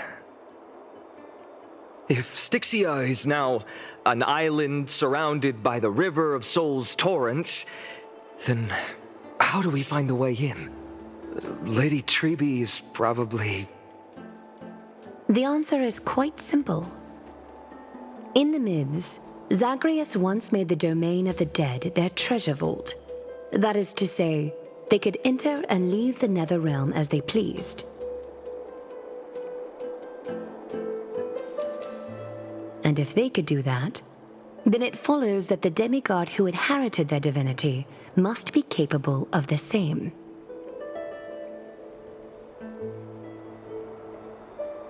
I'll see you at Marmorial Palace at Action Hour tomorrow. Cypher shall be your guide to finding that ancient city.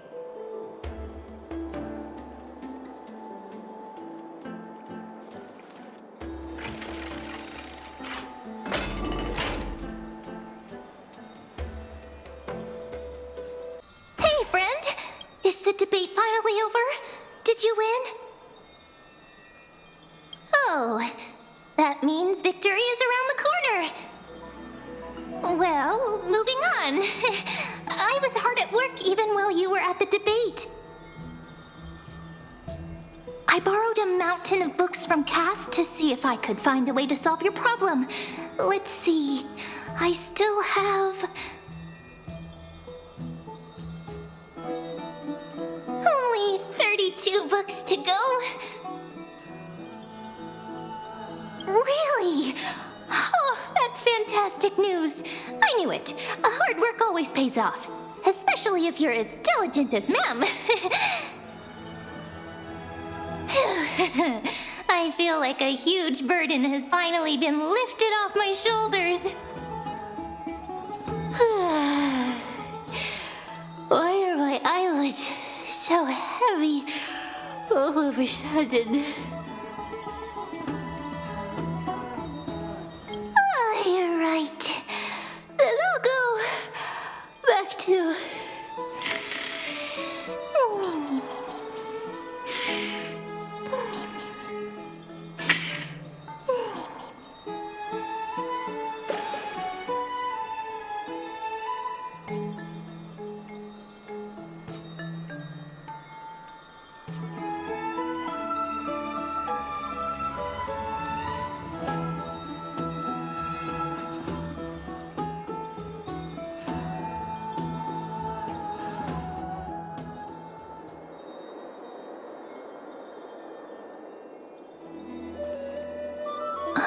Cass? What a surprise. Lady Treby, Is something troubling you? I just wanted to speak to Lady Trian for a bit before I set off. No matter how breathtakingly beautiful Styxia once was, the place is now the domain of the departed. There is no telling what we'll encounter there. I don't want to have any regrets. Has anyone told you that your eyes are sparkling today? Is that a figure of speech? In the past, when you did smile once in a while, all of us could see that your heart remained troubled even as you smiled. Lady Treeby, you know perfectly well that see you tomorrow is nothing but a white lie. I hope your toughness is not a mask hiding a lonely heart. Cass, you hardly ever talked of your past. None of us knows what you went through, apart from Maggie. But we know it must have been filled with pain and hardships, as it is the fate every Chrysosaur is destined to live out. We are just happy for you that the core flame you're meant to inherit has finally surfaced. Isn't it a little too soon to say that? But you already know where tomorrow is, don't you? There is no need to rely on anyone else. Just give it your all and leave no regrets. We have always believed that your embrace is just as warm as everyone else's. Because we embrace others to comfort them. And Cass, you're the kindest Chrysosaur we know. Thank you, Lady Treeby. This feeling, it's hard to put into words. I suddenly found myself with so many wishes. So much I want to accomplish before setting off. Then go do it, Cass. Trian was actually working on a surprise gift for you. It's a pity she didn't get to finish it. But now Trinan and I are working on it, and we'll make sure to give it to you. So, let's meet back here when you return from Styxia. Safe travels. See you tomorrow!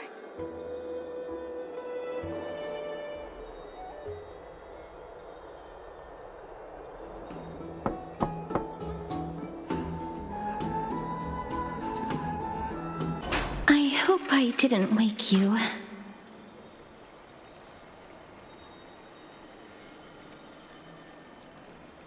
Huh? No. I'm here because of private matters, actually. If it isn't too much to ask, I'd really like it if you could come along with me to retrieve something.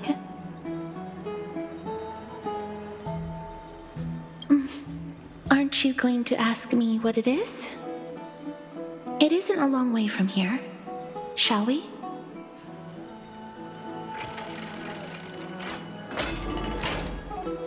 I'd love to go in and take a look. Have you heard? Seems like all the rooms are full.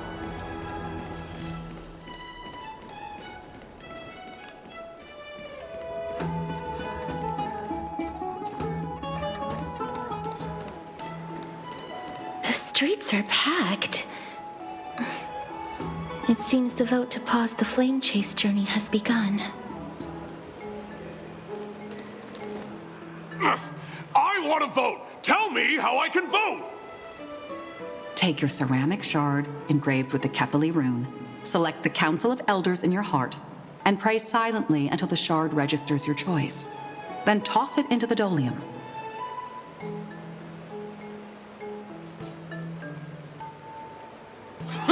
The Council of Elders? More like the Council of Buffoons! The Black Tide took my hometown long ago! Or are they kidding with bringing back Arachrysia? It's all a sham to create their own Arachrysia in Akama! The Titans are just. So long as we do not overstep our bounds again, we will not incur divine wrath. Oh, please. The time when these deranged Titans should have vacated their spot to the demigods is long overdue. You'll see soon enough, you old fogey. And I pray that Talanton smacks some sense into you with their scales. We shall see how this turns out. That was quite a spectacle.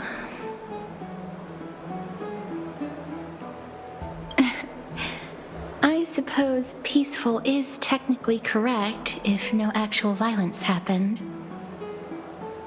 To this day, I still find it almost unreal that Akama is the only place illuminated by light amidst the crumbling ruins of Amphoreus. And its people are even holding votes to reconcile differing opinions. This peaceful sight is making me forget that this is the end times.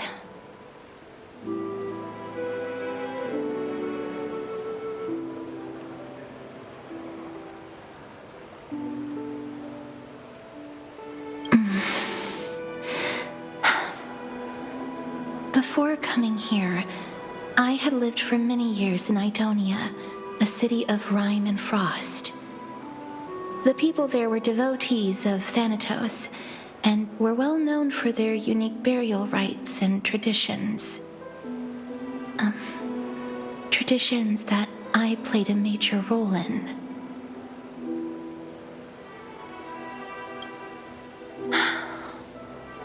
Yes. You now know me as the Mortician of Akama. But back in those days, I was Idonia's Maiden of War. I was trudging across the frosty plains on my own when the Idonians found me.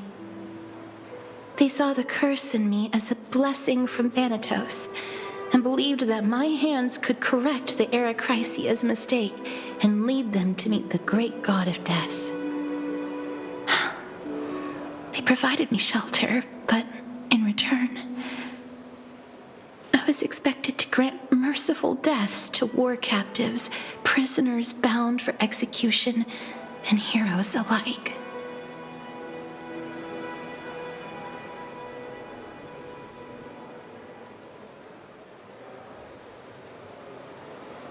Is that how you see it too? But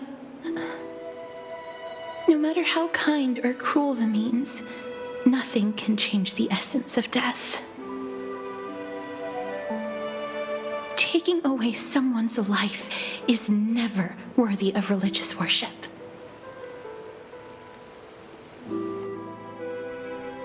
I can't do it. Their voices, they pierce my ears. The pleading, the thanks.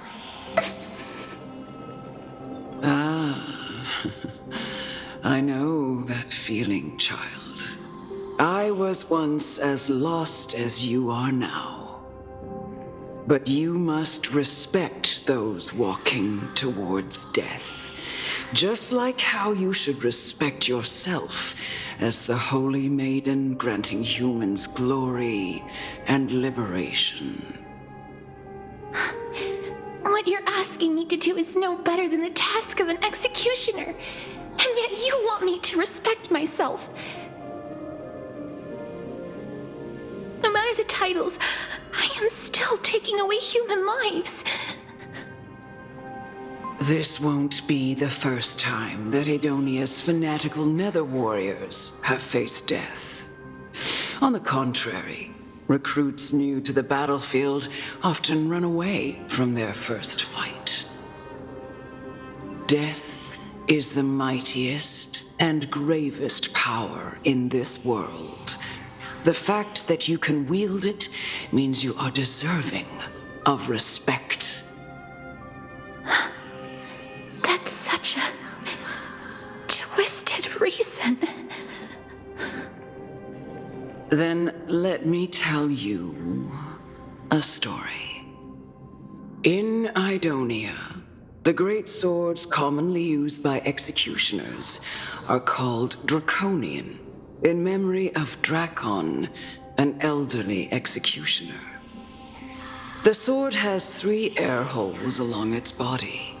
If the sword is swung down swiftly and accurately, the holes would make no sound, and the executed would also depart this world quickly and painlessly.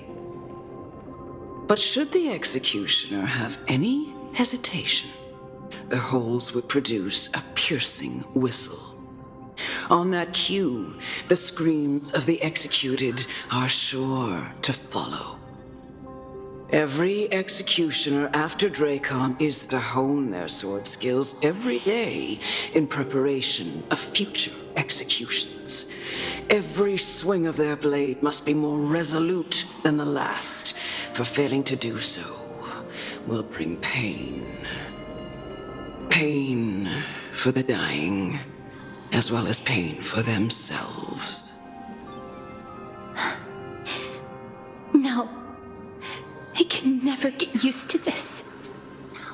You misunderstand, child. I am not telling you to get used to it.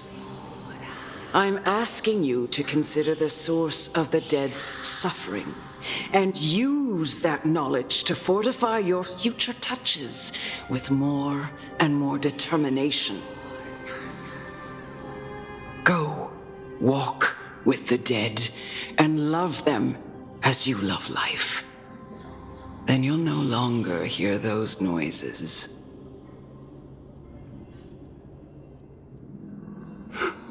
Please, don't kill me. I don't want to die.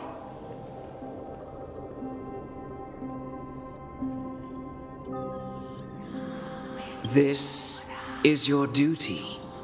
Remember, consider the source of the dead's suffering, then give them the respect they deserve. Thank you. I beg you, don't listen to her. If you cannot learn to accept death, then Idonia has no place for you. This is your last chance. Do it. No, please, I don't want to die. Please, I'm begging you. No. No.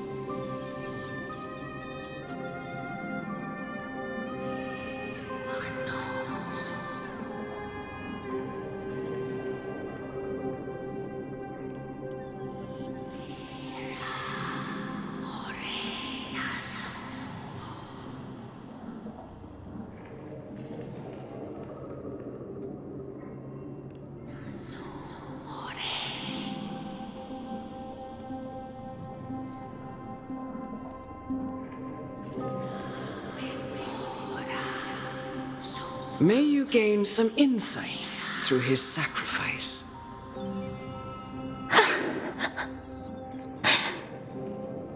Is this all? No. Come with me. This is just the beginning of your life as the Maiden of War.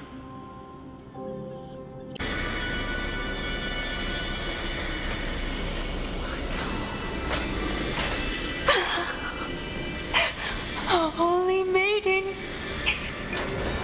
Go, grant her glorious death.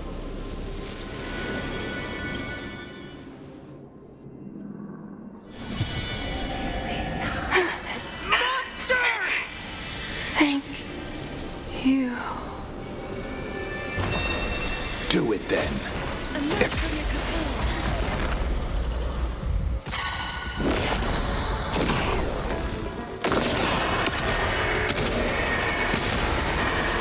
May death protect us!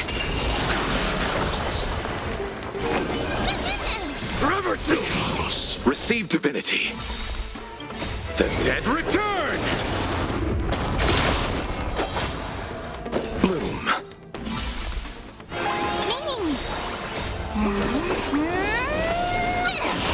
Wilt here. I am struck! Forever doomed! Do it then. Monster! Executioner. You heard him.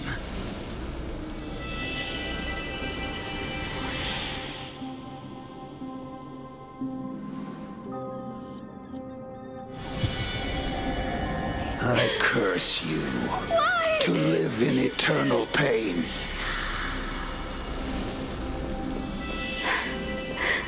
Please, grant me release.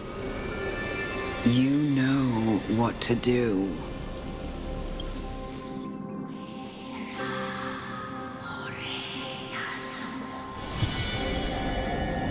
When will this ever end? Murderer!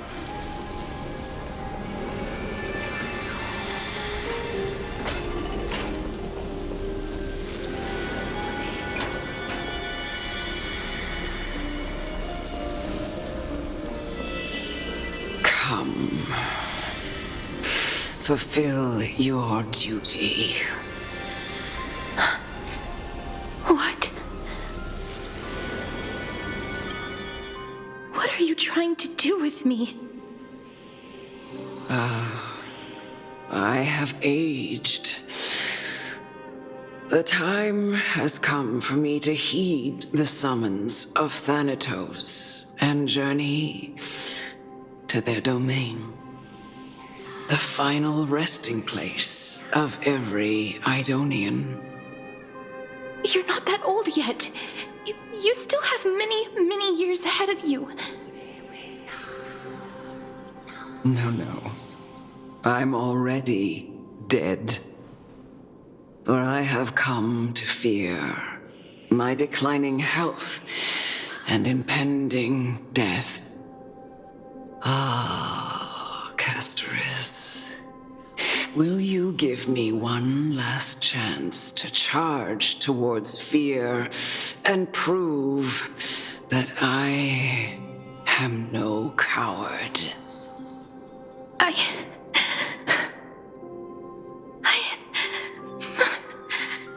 can't take this anymore! Child, it was I who brought you here from the frosty plains and set your farcical fate in motion. It was also I, Chief Executioner of Idonia, who forced the heavy duty of executing others onto you.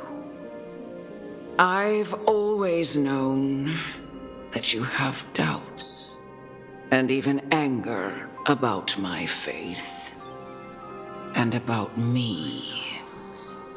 I never had a choice. Indeed. We essentially abducted you. Yet you can end any sinful life with just a touch of your fingers. Shouldn't it be easy for you to escape from here? I'll never do that. It doesn't matter how lightly the Idonians take death, or how readily they accept it. I simply can't do it.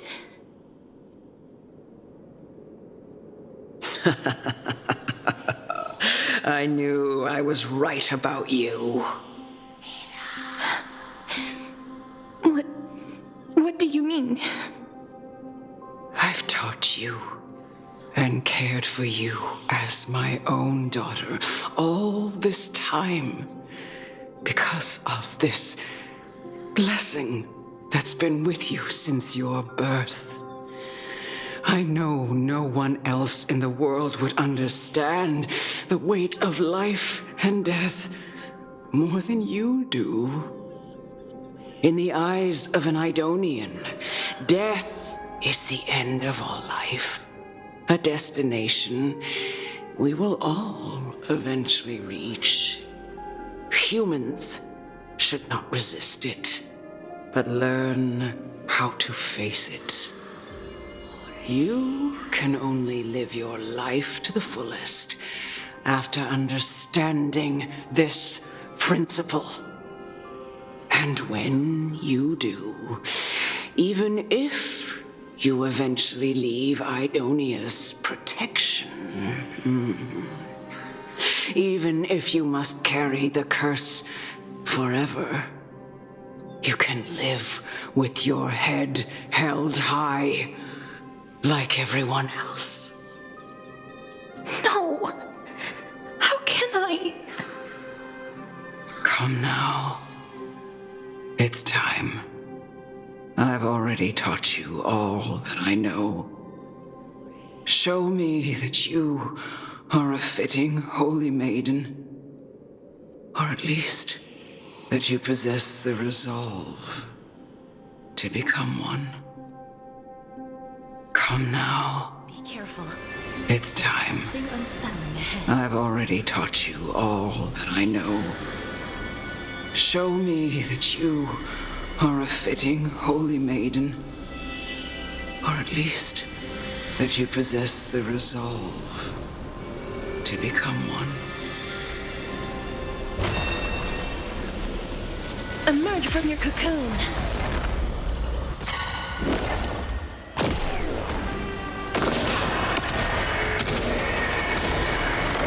Bloom.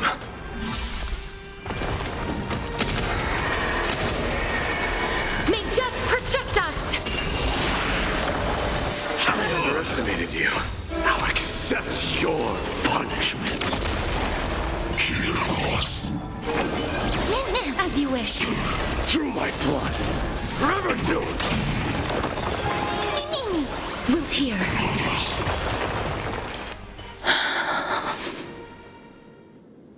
This was the last time I followed her command.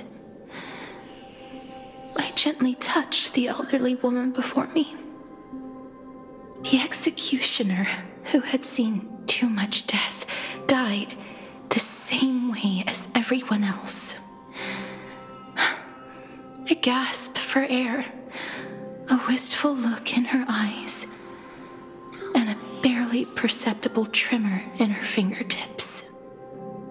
Elder Amunet, the person who tried to teach me about death, ultimately vanished like dew in the morning mist. She spent her life embodying the beliefs of the Idonians, and when death finally came, she embraced it exactly as their doctrine had taught. I have nothing but respect for her. I erected a cenotaph in her honor in the marshes outside Idonia's city walls with the others I had laid to rest.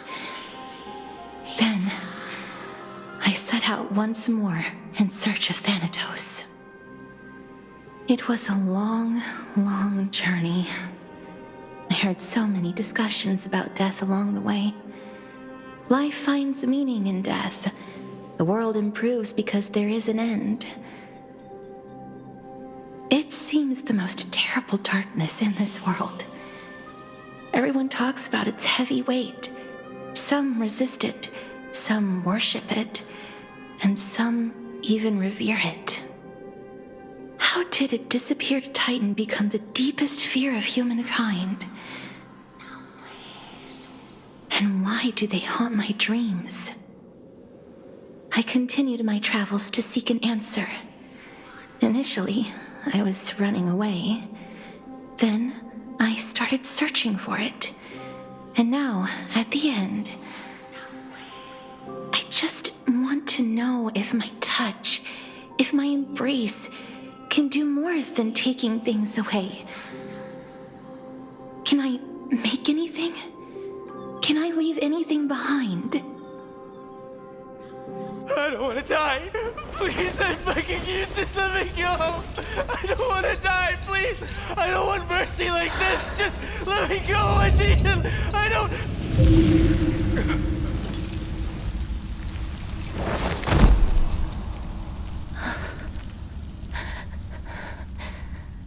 I hate these icy hands.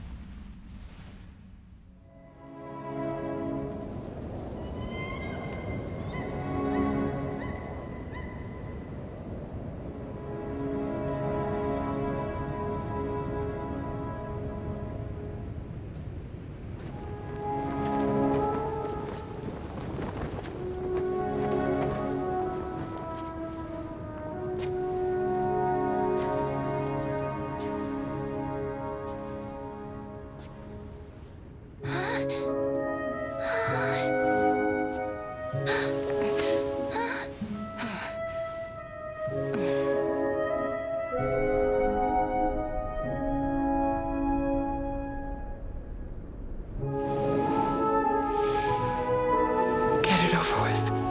End its suffering.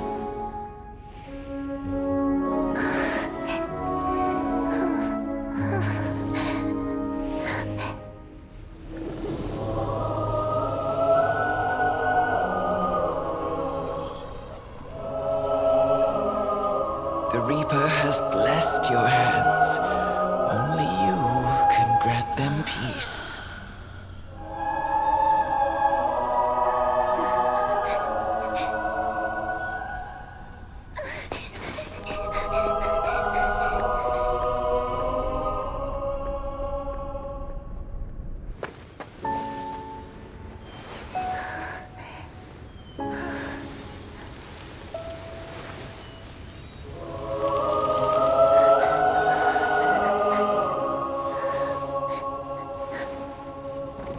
Embrace death.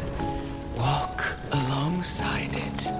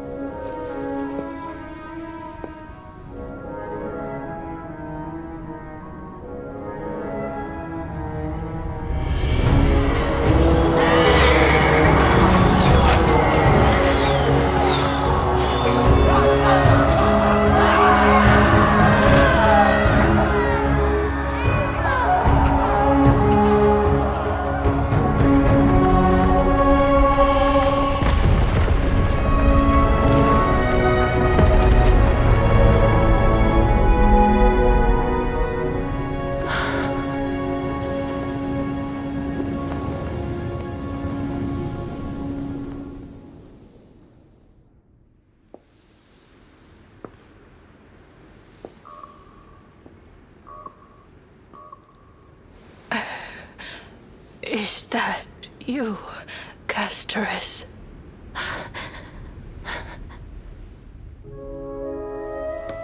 All of them have gone, heeding death's summon, crossing into their domain. I must go too. I don't fear it, just I have some regrets. Why watching people leave this world again and again. It must be lonely for you. You must want to desperately embrace them before they go.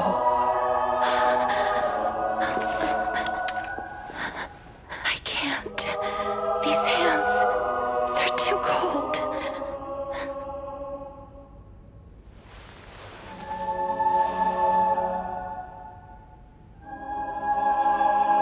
But Big Sister Castoris, your hands are so warm. Just like anyone else's. So go on. Don't hold back. Give me a warm hug.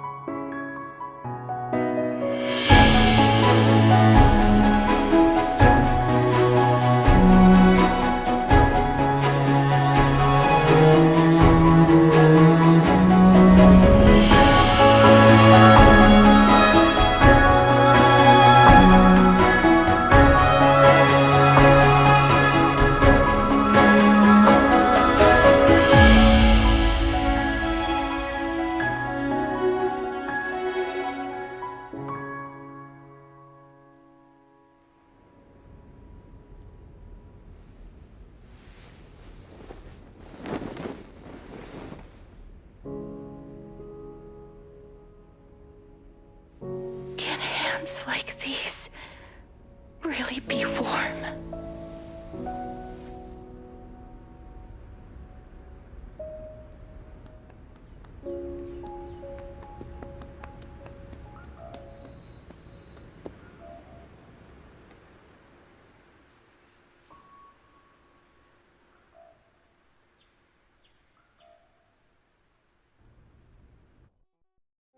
On the day that Orynyx's trial ended, you must have had many questions.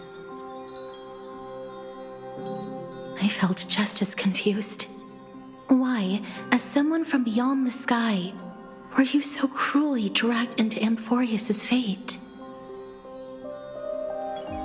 I wished I could take action, but no matter how hard I try, I cannot simply interact with the living as ordinary people do. Even when we brushed against each other unintentionally in the grove, and it was obvious that nothing had happened.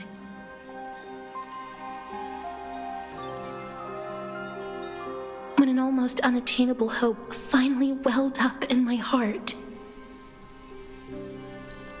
When I thought that perhaps my touch would no longer bring sorrow, fate declared to me it wasn't that the curse of death had finally been lifted, but that your soul no longer belonged to this world, and there was nothing left for my hands to take. Nothing. And did I really think this time would be any different? It's not that I don't understand this reality, just that I'm unwilling to accept it. Having walked such a long road, I am still unable to find the answer to life and death. I am resigned to eternal despair. Anything I wish to hold on to, death will inevitably wrest from my grasp. From that moment on, I lacked the courage to confirm it again. Until Orynyx laid bare the cruel truth before us. But now, perhaps I might have one last chance. Long ago, Trinan read a prophecy to me. At the end of the Sea of Flowers, the souls of the living shall warm thy fingertips, and after an embrace, there shall be eternal separation. I found no surprise in it, for her words sounded not like a foretelling, but a perfect reflection of my past. Embraces in this world are born of reunions, yet my touch speaks only of farewells. In that moment, I had no doubt that this destiny would weave itself through the entirety of my life. And yet, things have taken a turn for the better.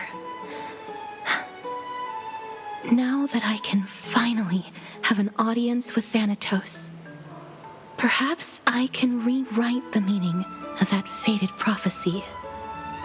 I have no reason not to give it my all. For your sake, and for my own.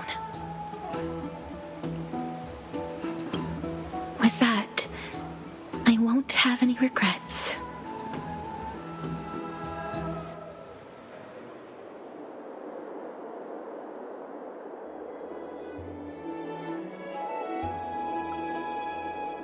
Let's put that aside for the moment. We've arrived. I want to retrieve a small gift I specially prepared for you. I made it myself, like the trinket I gave Lady Trianne. I want to leave something for everyone, if possible.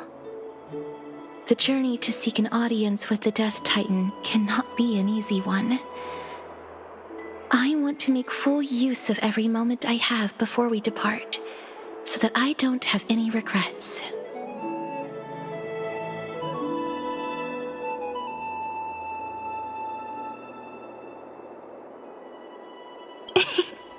No, it isn't.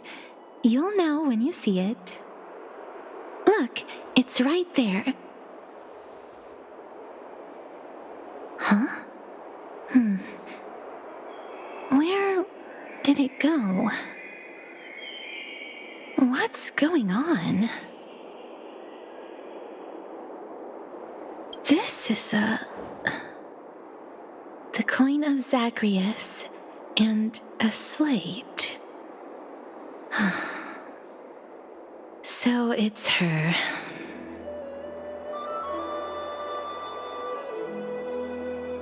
It's a Lady Cypher, the demigod of Zagreus whom Lady Aglaia had spoken of. She's a master thief who's left legendary tales all over Amphoreus. So many years have passed, yet she's still announcing herself in such a crass manner. Let's just do as the slate says and look for Lady Cypher.